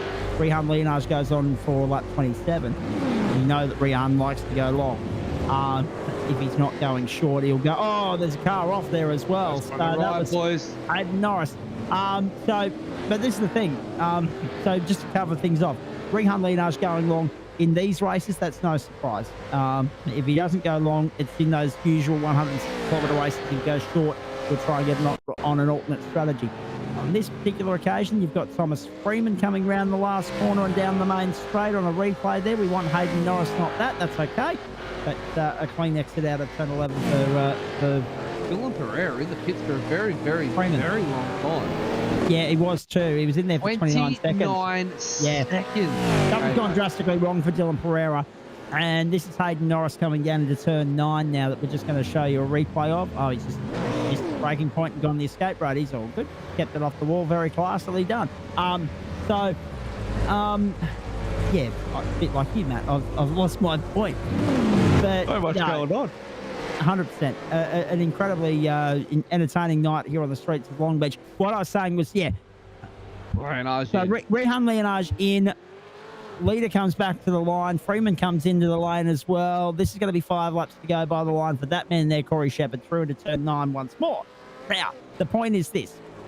The margin between Shepherd and Costello is out to 2.6 seconds. So Costello's now gone from having to chew 4 tenths of a second out of him per lap to 5 or 6 just to even get onto his bumper bar to have a crack.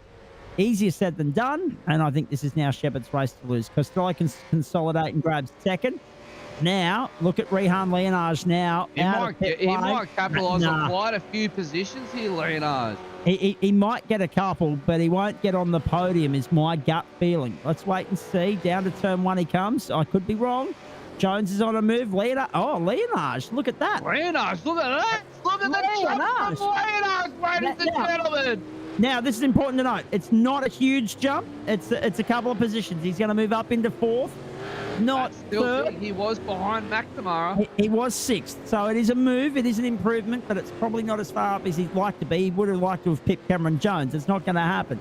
But it's a big talking point with regards to the championship because the more cars between Corey Shepherd and Dylan Rudd, there is a move on the inside, if you don't mind. Is that Jamie Dyke? Yes. That is Jamie Dyke on Dylan Pereira. Jamie Dyke. Oh, Jamie Dyke's in 11th. Dylan Pereira and Benny Morris all over him like a cheap suit. But Jamie Dyke, from 26th to 11th, that's as good as a win for him tonight in this race as well. He pitted lap 1, so he's still yet to pit. He's pitted lap 3, sorry. So he might be running this long game. He might go for that stint where he comes. Oh, not anymore! Not anymore! Loses a big tank slumber moment for Dyke, and he loses out to not only Pereira but also Morrison back to 13th, an unlucky number in this instance. Oh boy! As I was saying, folks, this race running, we're used to being over and done by now. And starting the post-race show, it will be a quicker than usual post-race show tonight. We're going to try and get it all wrapped up and everyone on the road home out of here by 10:30. Maximum tonight, ladies and gentlemen. Challenge and onus on me to try and do that. Good luck. One thing for you, Kovo, is that Rehan Leonage pit stop time of 8.6 seconds. Yeah, it was quick.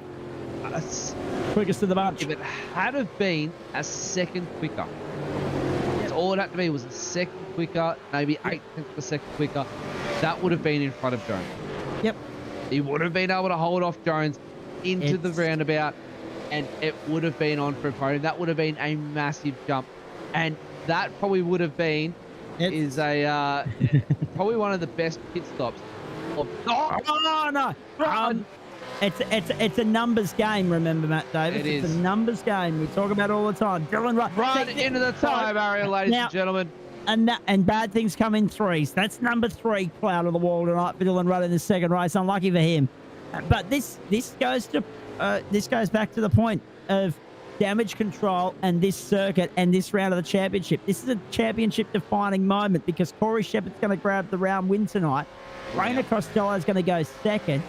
And I'm just having a look. It could be a tie between Sean McNamara and Cameron Jones for third, but I'm not too sure. A fourth and a fifth and a third and a fifth. Actually, no, it'll be Cameron Jones, I'd say. So it depends on whether he gets.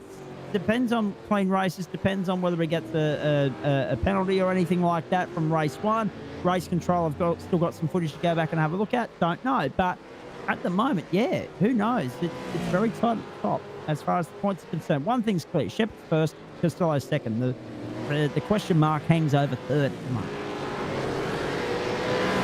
It's been a great night. Oh, it has not disappointed. I'm still stumped at the highlight of racing. It's mega commitment from all involved. They've been throwing everything at it, the kitchen sink and more tonight, because there aren't too many cars that have not had a scrape with the wall or a tyre barrier or another car. I mean, the racing has been clean, but it has been very hard fought, and it's been good to watch. Oh, it certainly. Oh, no, I can get around in the same spot. And that'll just about do him, I'd say. Put a fork in him. He's done. Poor old Jamie Dyke. Can you believe that? He's back to 16th now. He was 11th 2 laps ago. Last lap on the streets of Long Beach. We are heading towards 6 o'clock circuit time.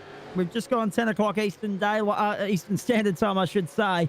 So remembering that the difference between Long Beach and Australia, well, at least the eastern seaboard of Australia, is 17 hours. So put it into simple context, we would have been talking about this at 9 a.m. in the morning if it was in real time. Thank Christ that isn't the case. I like my sleep 10 a.m. Victoria, we live in the 20th century. Daylight savings already done. Don't stir me up. Don't feed me straight lines. It's too early in the night. Last turn, checkered flag. Missed out race 1. Redeemed himself beautifully in race 2. The FORDs are on top again in the RSRA Super Series for Goodyear Autocare Warana. Corey Shepherd. No, sorry, my apologies. I'm getting ahead of myself. It's one lap to go. Premature, Zach. Oh, jeez. Premature. I was getting all excited. No, 1 lap to go. All right. That's the first time that's happened. And no time certainly on this race, which I'm happy to report too, ladies and gentlemen. So we will go past 6 o'clock server time to get to the checkered flag here. I apologise, ladies and gentlemen, but the point remains the same. Corey Shepherd is, provided that I haven't put the curse on it by calling it a lap early, will win this race, will take the championship lead, will continue to head the field, but will now have a bigger advantage, a bigger buffer over Dylan Rudd after what can only be described as a shocker in this second race here. So through they come again. We're watching Corey Shepherd, Rainer Costello, Cameron Jones, the top 3, but the margin is 4.5 seconds. It has been a very nice performance from Corey Shepherd. Just pinned the ears back and took off in the early stages, made a move, made it stick, and hasn't looked back from there. And no one has been able to offer up any sort of a fight to this bloke throughout the course of the night. Now we're onto the main straight. Now the checkered flag's in the air. Now we can say that Corey Shepherd's got the job done. And the FORDs are on top on the streets of California. Long Beach goes to Shepherd. And PRT, round 4 of the RSRA Goodyear Autocare Warana SuperSeries. Tuesday night motorsport. And what about that? The championship leader is in the mighty Mustang.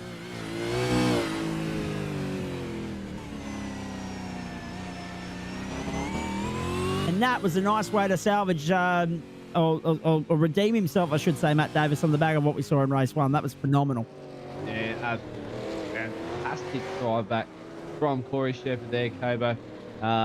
3 wide into turn number 5. Manages to come out on the other side with somewhat straight panels. I believe there might be a little scuff somewhere on his car. I don't know. It looks pretty straight for me to here. But definitely came out. Once he got that clean air in front of him, that was it. It was sail free for Corey Shepherd, and that's one thing that you can't let Shepherd do is get that clean air in front of him, because once he's got that clean air, he will skip away from the field. When he was behind running race one, found it really hard to try and get around him on Long Beach. That first race outcome.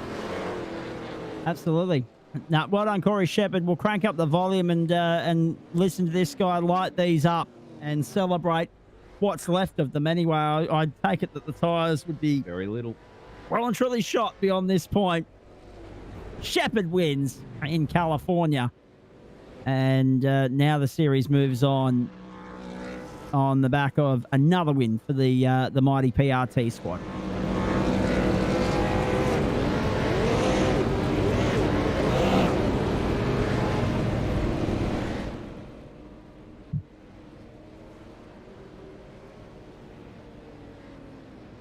The looks of it as well, Cabo, there was not much fuel left in that tank. Dry as, well, yeah, the Sahara Desert, that one. Really. There are other things you could say, but not on air. I was just about to mention. Yeah. Corey Shepherd, Ryder Costello, Cameron Jones, the top three on the streets of Long Beach tonight, and very nicely done. Everyone making their way back into pit lane now at the end of this second race of the night. We'll get the top three in for a chat in just a moment, and we'll get us out of here no later than 10:30, ladies and gentlemen. Again, the race finishing after 10 o'clock means that the post-race show's got to be nice, short, sharp, and sweet. Corey Shepherd, Ryder Costello, Ford 1-2. Sweet stuff for Ford fans. Cameron, especially when Holden dominated so much of last year. Cameron Jones, Rehal Leonage, Sean McNamara, Dylan Rudd, Tom Freeman, then Simon Chadwick, David Kirby, and Robert Christo, the top 10. 4 Fords in the top 10. I think that's the first time that's happened in a race this season in the Goodyear Autocare Warana SuperSeries. Dylan Pereira, Ben Morris, Brendan Nitschke, Luke Grundell. A good fight back from him. Then Dean Alessi, Matty Scholes. Then Hayden Self, Wade Sheedy, Simon Vella, and Craig Schultz took us back to 20th place. 21st was where you'll find Jamie Dyke. That's disappointing in the end for Jamie after a good run up until those two spins late in the piece. Michael Angus, Brian Good, Mark Newton, Hayden Norris, Blake Delaney, Bruce Tunnock, Kai Turner. Long list of retirements tonight. Turner went on started in that second race. Tunnock, an early retirement. Delaney, an early retirement. Norris and Newton also retiring late in the piece, but they did make it past 75%, so they should be classified on those numbers. And therefore, now we just wait for some analysis and some advice on who has picked themselves up some bonus points tonight with thanks to clean races and the like. Cameron Jones, Rainer Costello standing by. We'll have Corey Shepherd in just a moment as well. But let me start with Rainer because he's on a tight rein here. He's off at, 2:30 Eastern Standard Time of the morning to South Australia.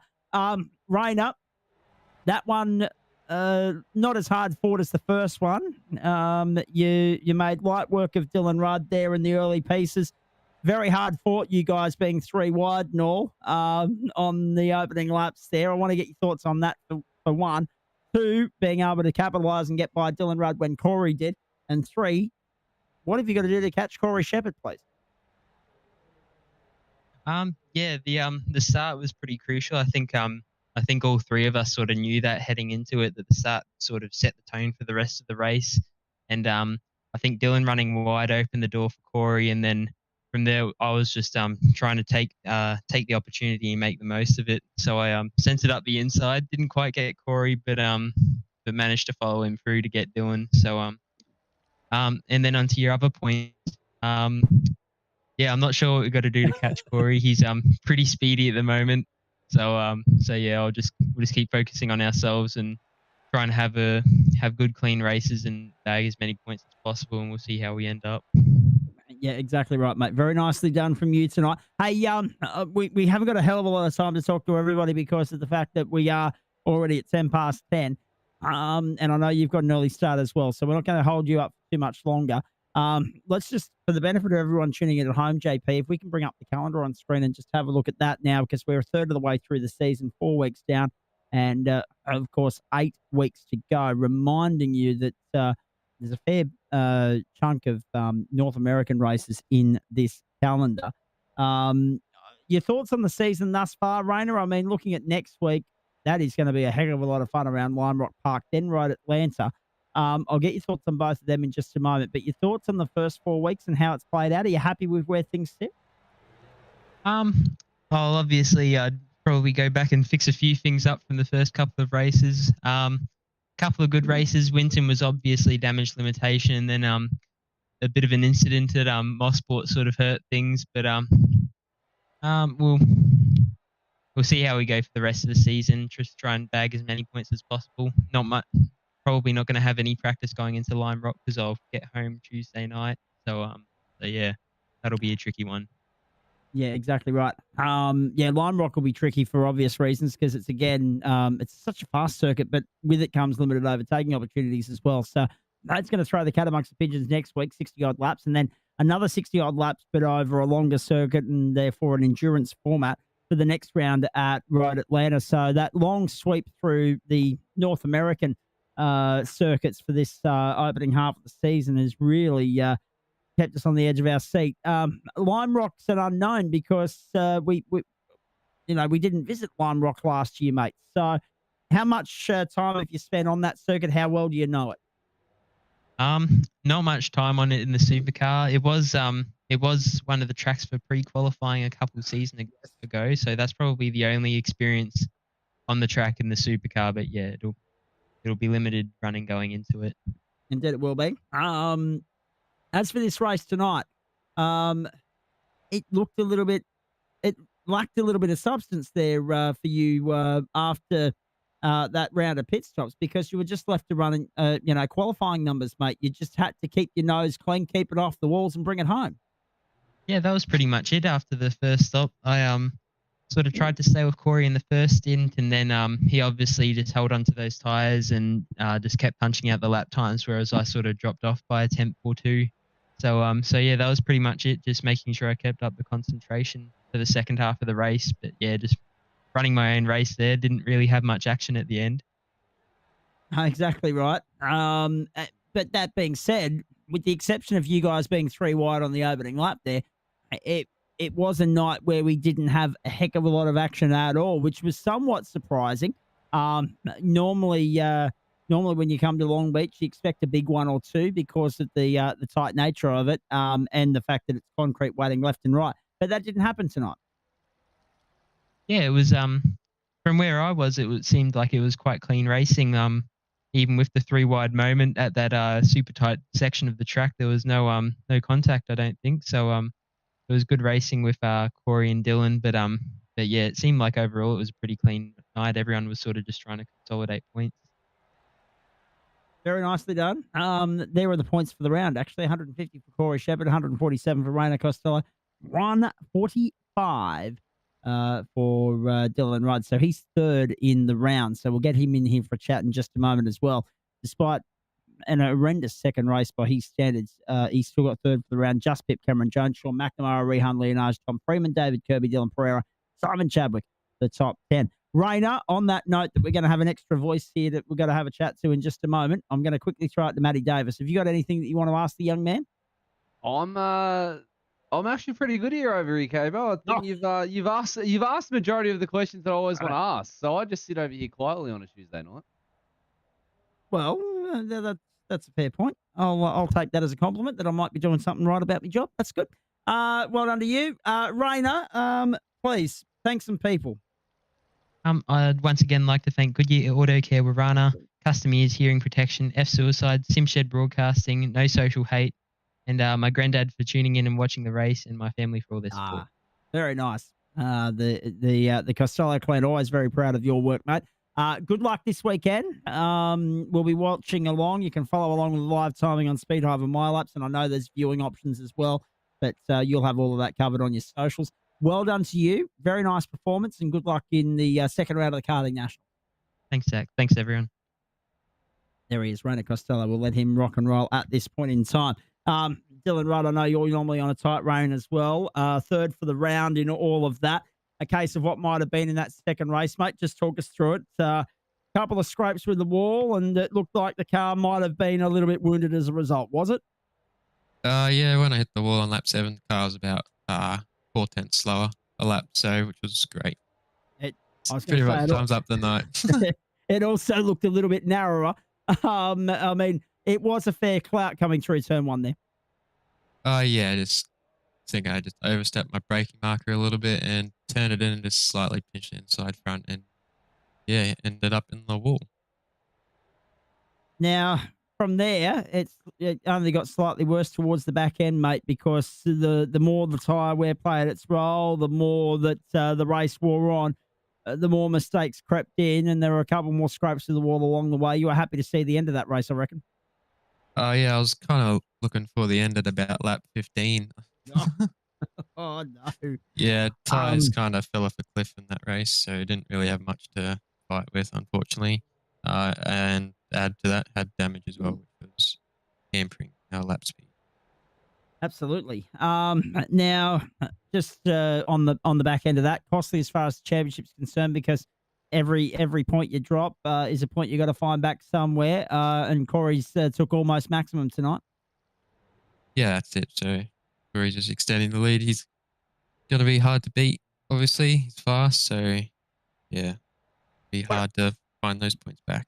What about the start of that second race, please? You, Rayner, and Corey, 3 wide on a street circuit. Get out of here.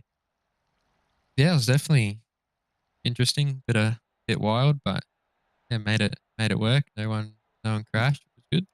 Unlucky for you though, because you came out on the losing end of that, and that made things really difficult. Again, proving that the start was critical. You had that start, but they found a way around you. Yeah, I don't think I had the pace in the colder weather because they kind of just skipped away from me until lap 7 when I hit the wall. So I don't think I really had the pace in second race to go with them. Obviously, track position would have helped, but Copy that, mate. Very nicely done from you. I mean, it's a round podium, so that's the main thing, and a good haul of points going forward. You mentioned the importance of damage control when you come to street circuits, and that's not a bad outcome, all things considered. yeah, it definitely could have been worse. Could have got stuck on the wall. So yeah. Now, just very quickly on the back end of that, can we get your thoughts on Lime Rock Park, please, mate? Because there's a lot of people looking forward to that one.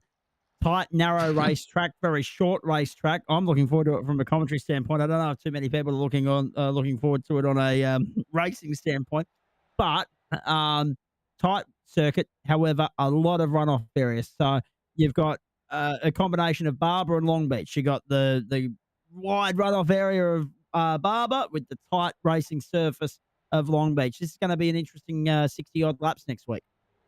Yeah, not really looking forward to it. It's going to be another follow the leader track. So no real passing spots other than turn 1, which is kind of risky just because of how tight the track is. So yeah, not really looking forward to it.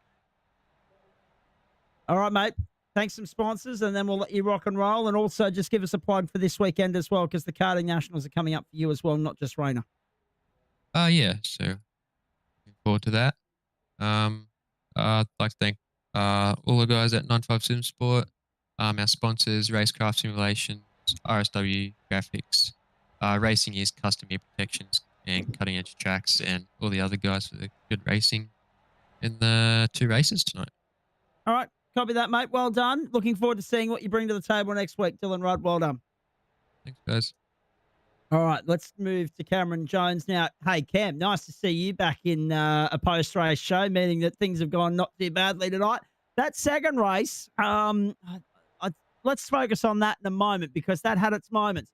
The first race, there was one little incident towards the back end there that we wanted to get your take on, just coming into turn 11. Your take? It was risky, but I just didn't really have anywhere else in the car. I didn't want to pass him. Didn't have any intentions of passing him. That's where I ended up. That's but again, you've just highlighted the point, isn't it? That particular corner, so very, very tight. Normally a one-way groove, and if you end up in a situation where the driver in front doesn't see you down the inside, it can very quickly turn dirty. Yeah, there's no room to move. Makes it real sharp. Hard fought second race though, mate. I mean, well, to be fair, hard fought first race as well, but not in the podium section. But the second race, very hard fought stuff. and you managed to make pit strategy work in your favour as well. You gained a spot in the lane. Have any expectations. Definitely didn't expect to have the pace I did. And Sean and that were pulling away, and then I slowly started to come back, and then Sean made a mistake, and I kind of stayed with Dylan. So went with it, and then he really started to slow up, obviously, after he hit the wall. Yeah, And exactly right. felt like he was starting to hold me up, so I pitted. And, yeah. Well, that was an interesting point, actually, Matt Davis. I didn't even get a chance to ask Dylan this one, but again, we're trying to finish by 10:30 local, so it's a case of ripping through here. Just quickly to you though, Matt. That was one thing that we didn't really touch on with Dylan was that yes, he did slow up as a result of that wall cloud on lap 7, but the problem was that the boys still couldn't find a way around him because even though they might have had more speed, they might have been able to go with him. Finding an overtaking opportunity around here is not easy, even if you've got a compromised car in front of you. Yeah, it's definitely one thing. I mean, we've mentioned it all night, from the top of the broadcast right up to the end. That overtaking around here was tough, but if you can make that car just that 1.5 car distance wider, it just makes it extremely tough. So yeah, it just proves how difficult it is around Long Beach. Exactly right. And of course, the first sprint round of the season underway. One thing I haven't asked the other guys yet, Cam, but I'll ask you. Your thoughts on doing away with the reverse grid and just making it a progressive grid? It worked in your favour tonight. Yeah, I like my reverse grids, but I think it's destined to fail. Very true, mate. Very nicely done from you. Nice to see you back on the podium. We know you've got good car speed. Just a matter of turning that pace into results, and it's getting harder too because this field is only getting more competitive and more tightly packed, isn't it? We mentioned it a couple of times in the opening couple of weeks how hard it is to crack into the top 10 when you look at some of the names that were sitting outside the 10. So to be third, you must take a lot of confidence from that one. Yeah, it's definitely not like the first season I started in. I'm happy to finish in the top 10. Yeah, exactly right. Thanks some sponsors for me, please. All the boys at Century, KFC, and Lake Edge Holiday Unit. Very nicely done, mate. Looking forward to seeing what you bring to the table when we get the Lime Rock. Thanks for that. All right, Cameron Jones. We'll let him rock and roll, and that means to the victor goes the spoils. Corey Shepherd, welcome into you. 3 wide on lap 1. That was destined for failure if it had been any other car in the field that probably would have ended up at a caution at a 10-car pileup. But you guys raced so cleanly that it just looked spectacular on television, and it will go on all the highlight reels right around the world. From there, you found your way to the front. You did what Dylan Rudd did to you in the first race and pipped him at the start. You made it stick. You made it work. And to your credit, you just cruised into the sunset and took a 4.5-second win, mate. Well done. Thanks, man. Yeah, that was crazy at the start, going 3 wide. I thought we were all Wasn't gone it? there. There was just a lot of commitment, and hope we all popped out the other side, and we all managed to, which was really cool to see. But yeah, the start was definitely key. I think we all knew that, like Raina had said. We're all pushing pretty hard for the start and to get out in front because that's really what was going to set you up for the rest of the race. So yeah, once we got out there, we were able to just try and manage our tires and the fuel and just trying to minimize mistakes. And from there, how hard is it? Just talk me through it, because normally we look forward to going to racetracks where there's overtaking, where there's strategy, where there's so many different factors to take into play. But when you knocked off the competition, you managed to put a buffer between yourself and them. They were struggling to find a way past you. That was never going to be a factor. So therefore, the onus came back to keeping it on the black stuff and getting your pit strategy right. You did the latter. How hard is it, though, to just keep your eye on the prize for 32 laps and not get distracted when you've got no one really, forcing the issue with you? Yeah, it is pretty easy to get distracted out there, but yeah, it's definitely key to being able to stay consistent and stay out in front, not end up in a wall. So yeah, we definitely had to make sure we're staying focused out there, and yeah, I think we did a pretty good job of that. Yep. But yeah, it's definitely tough. Indeed it is, but it was a very nice performance from you all the same, mates. And you were able to dance to your own tune, so to speak, because there were guys that were pitting early, pitting late. You just, because of the distance that you had between you and the pack, you were able to leave it until lap 25, come in, splash and dash, come out, comfortable lead, nothing to see here. Everything's going hunky-dory. from Long Beach to Lime Rock, different challenges await there, but and hopefully a little bit more in the way of on-track dueling and battling. Although that being said, as I've already mentioned tonight, Lime Rock's such a narrow bit of bitumen, isn't it? It is, but yeah, I do think we'll see a fair bit more racing there than we did tonight here. I think it's a bit more flowing, and I think there's a few more passing opportunities. So I'm actually kind of looking forward to going there. It's been a good 2 years or so since we've last raced there, but yeah, I'm pretty keen. And looking forward to it immensely. Round 5 of the championship next Tuesday night, bang on the platforms of SimShed Broadcasting. Looking forward to that immensely. Corey, we're running out of time here, mates. It's a quick post-race show because of the fact that we ran so late with the racing there. So at this point in time, we'll do away with the questions and let you thank some sponsors and get on the road. Yeah, just a big thanks to all the guys in the Premier Racing team. Yeah, everyone did a good job tonight. Also, I just want to thank Mum and Dad for all the support and doing the pit stops and all that. And also, big thanks to you guys. Our absolute pleasure, mate, especially when you're putting on a show like that for everybody to see. Well done again. Look forward to seeing you when we get to Lime Rock next Tuesday night. Cheers, guys. Looking forward to seeing what everyone brings to the table there, because Lime Rock's, as the boys have said, we haven't raced there for a while, so it's an unknown entity for some of these drivers. Looking forward to it immensely. We've had a look at the round points. Do we have championship points before we rock and roll out of here, JP? We certainly do. So let's get into that, and then we'll get some final thoughts from Matt Davis. We'll look ahead on the platforms of SimShed Broadcasting. We'll thank some sponsors, and we're on our way just on 10:30, so it's going to end bang on time. How about that? Corey Shepherd on top of the points championship table at this point in time. 10 points the buffer that he enjoys over Dylan Rudd. Another 22 back, is it, to Sean McNamara. So really, Matt, they've the top three, the top two have bolted from the rest of the competition. McNamara's got a buffer over Leonage now, 5 back to Costello, and then 6 back to Pereira. Cameron Jones coming on like a train, 5:14 plays David Kirby, 5:04, 500 for Simon Chadwick, and 4:98 for Wade Sheedy. There's the top 10. We'll let that scroll over the page and let you have a look at where your favourite driver's sitting at the moment at the end of round 4. Those unofficial championship standings, of course, in the Goodyear Autocare Warana SuperSeries. Matt Davis, top 2, bit of daylight, then the old experienced hand of Sean McNamara. Interesting round tonight. Difficult second race for Dylan Rudd, but Corey Shepherd remains a key championship favourite contender here, doesn't he?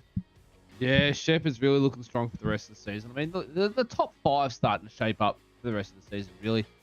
If they can sort of not allow Shepherd to skip away for the season, this could become a nail-biting end of the championship. You never know what could happen. Shepherd could make a huge mistake in one of his races. It happens to any driver. So it's all going to come down to what the rest of the season holds for the next 8 weeks. So I'm immensely looking forward to it. And seeing what this top 5, if not top 10, can do. Yep, looking forward to it immensely indeed. We do this every Tuesday night with thanks to Goodyear Autocare Warana, Real Sim Racing Australia, FU Suicide, SimShed Broadcasting, Track Cams for Gourmet, SDK Gaming, Overpass Visuals, and Sim Inc. Appreciate the support of all those great people each and every week. Now, interesting too, Matt Davis, an interesting dynamic in this championship because you've got Ford versus Holden in a big way at the top end of town. You've got Dylan Rudd looking to bounce back next week. Lime Rock's going to throw up some great racing. I can already sense that. Yeah, no, Lime Rock's going to be an absolute cracker. It's almost like Long Beach, but with a lot of runoff areas, so it's tight, it's technical. It's going to be what we think is going to be a long race. It might 60 odd plus laps is going to be long, but around Lime Rock, it's going to be extremely quick. So expect to see a couple safety cars. I'm surprised there was none out tonight around Long Beach. That was a good feat from the drivers tonight. So it's going to be interesting of what Lime Rock throws up next week. Certainly is. Thank you for your efforts as always, Matt Davis. Appreciate that. Great to spend a Tuesday night with you. That's what's coming your way on the platforms of SimShed Broadcasting. Next week, we head to Lime Rock Park, the Goodyear Autocare Warana Super 2 E. Sorry, for the Super Series on the Tuesday night, for the Real Sim Racing Australia Super 2 E Series on the Monday night. 8:05 for both of those. And then on Saturday nights, the Custom Paint and Diecast Australian Stock Car Championship as well. Matt mentioned it at the top. We've been off line a couple of nights in recent times because our director's been down for the count. with the spicy cough, but he's on the comeback trail. So hopefully normal programming resumes from this point forward on the platforms of SimShed Broadcasting. Yeah, that is just a quick way of explaining the absence on a couple of occasions in recent days. Hope you've enjoyed it all the same. First sprint round of the season done and dusted. I think Matt Davis's point deserves a fair bit of credit. The drivers got through the 2 races tonight, safety car free, and it was very nicely done. A couple of drivers did their best to get in the way of that statistic, but thankfully everyone goes home with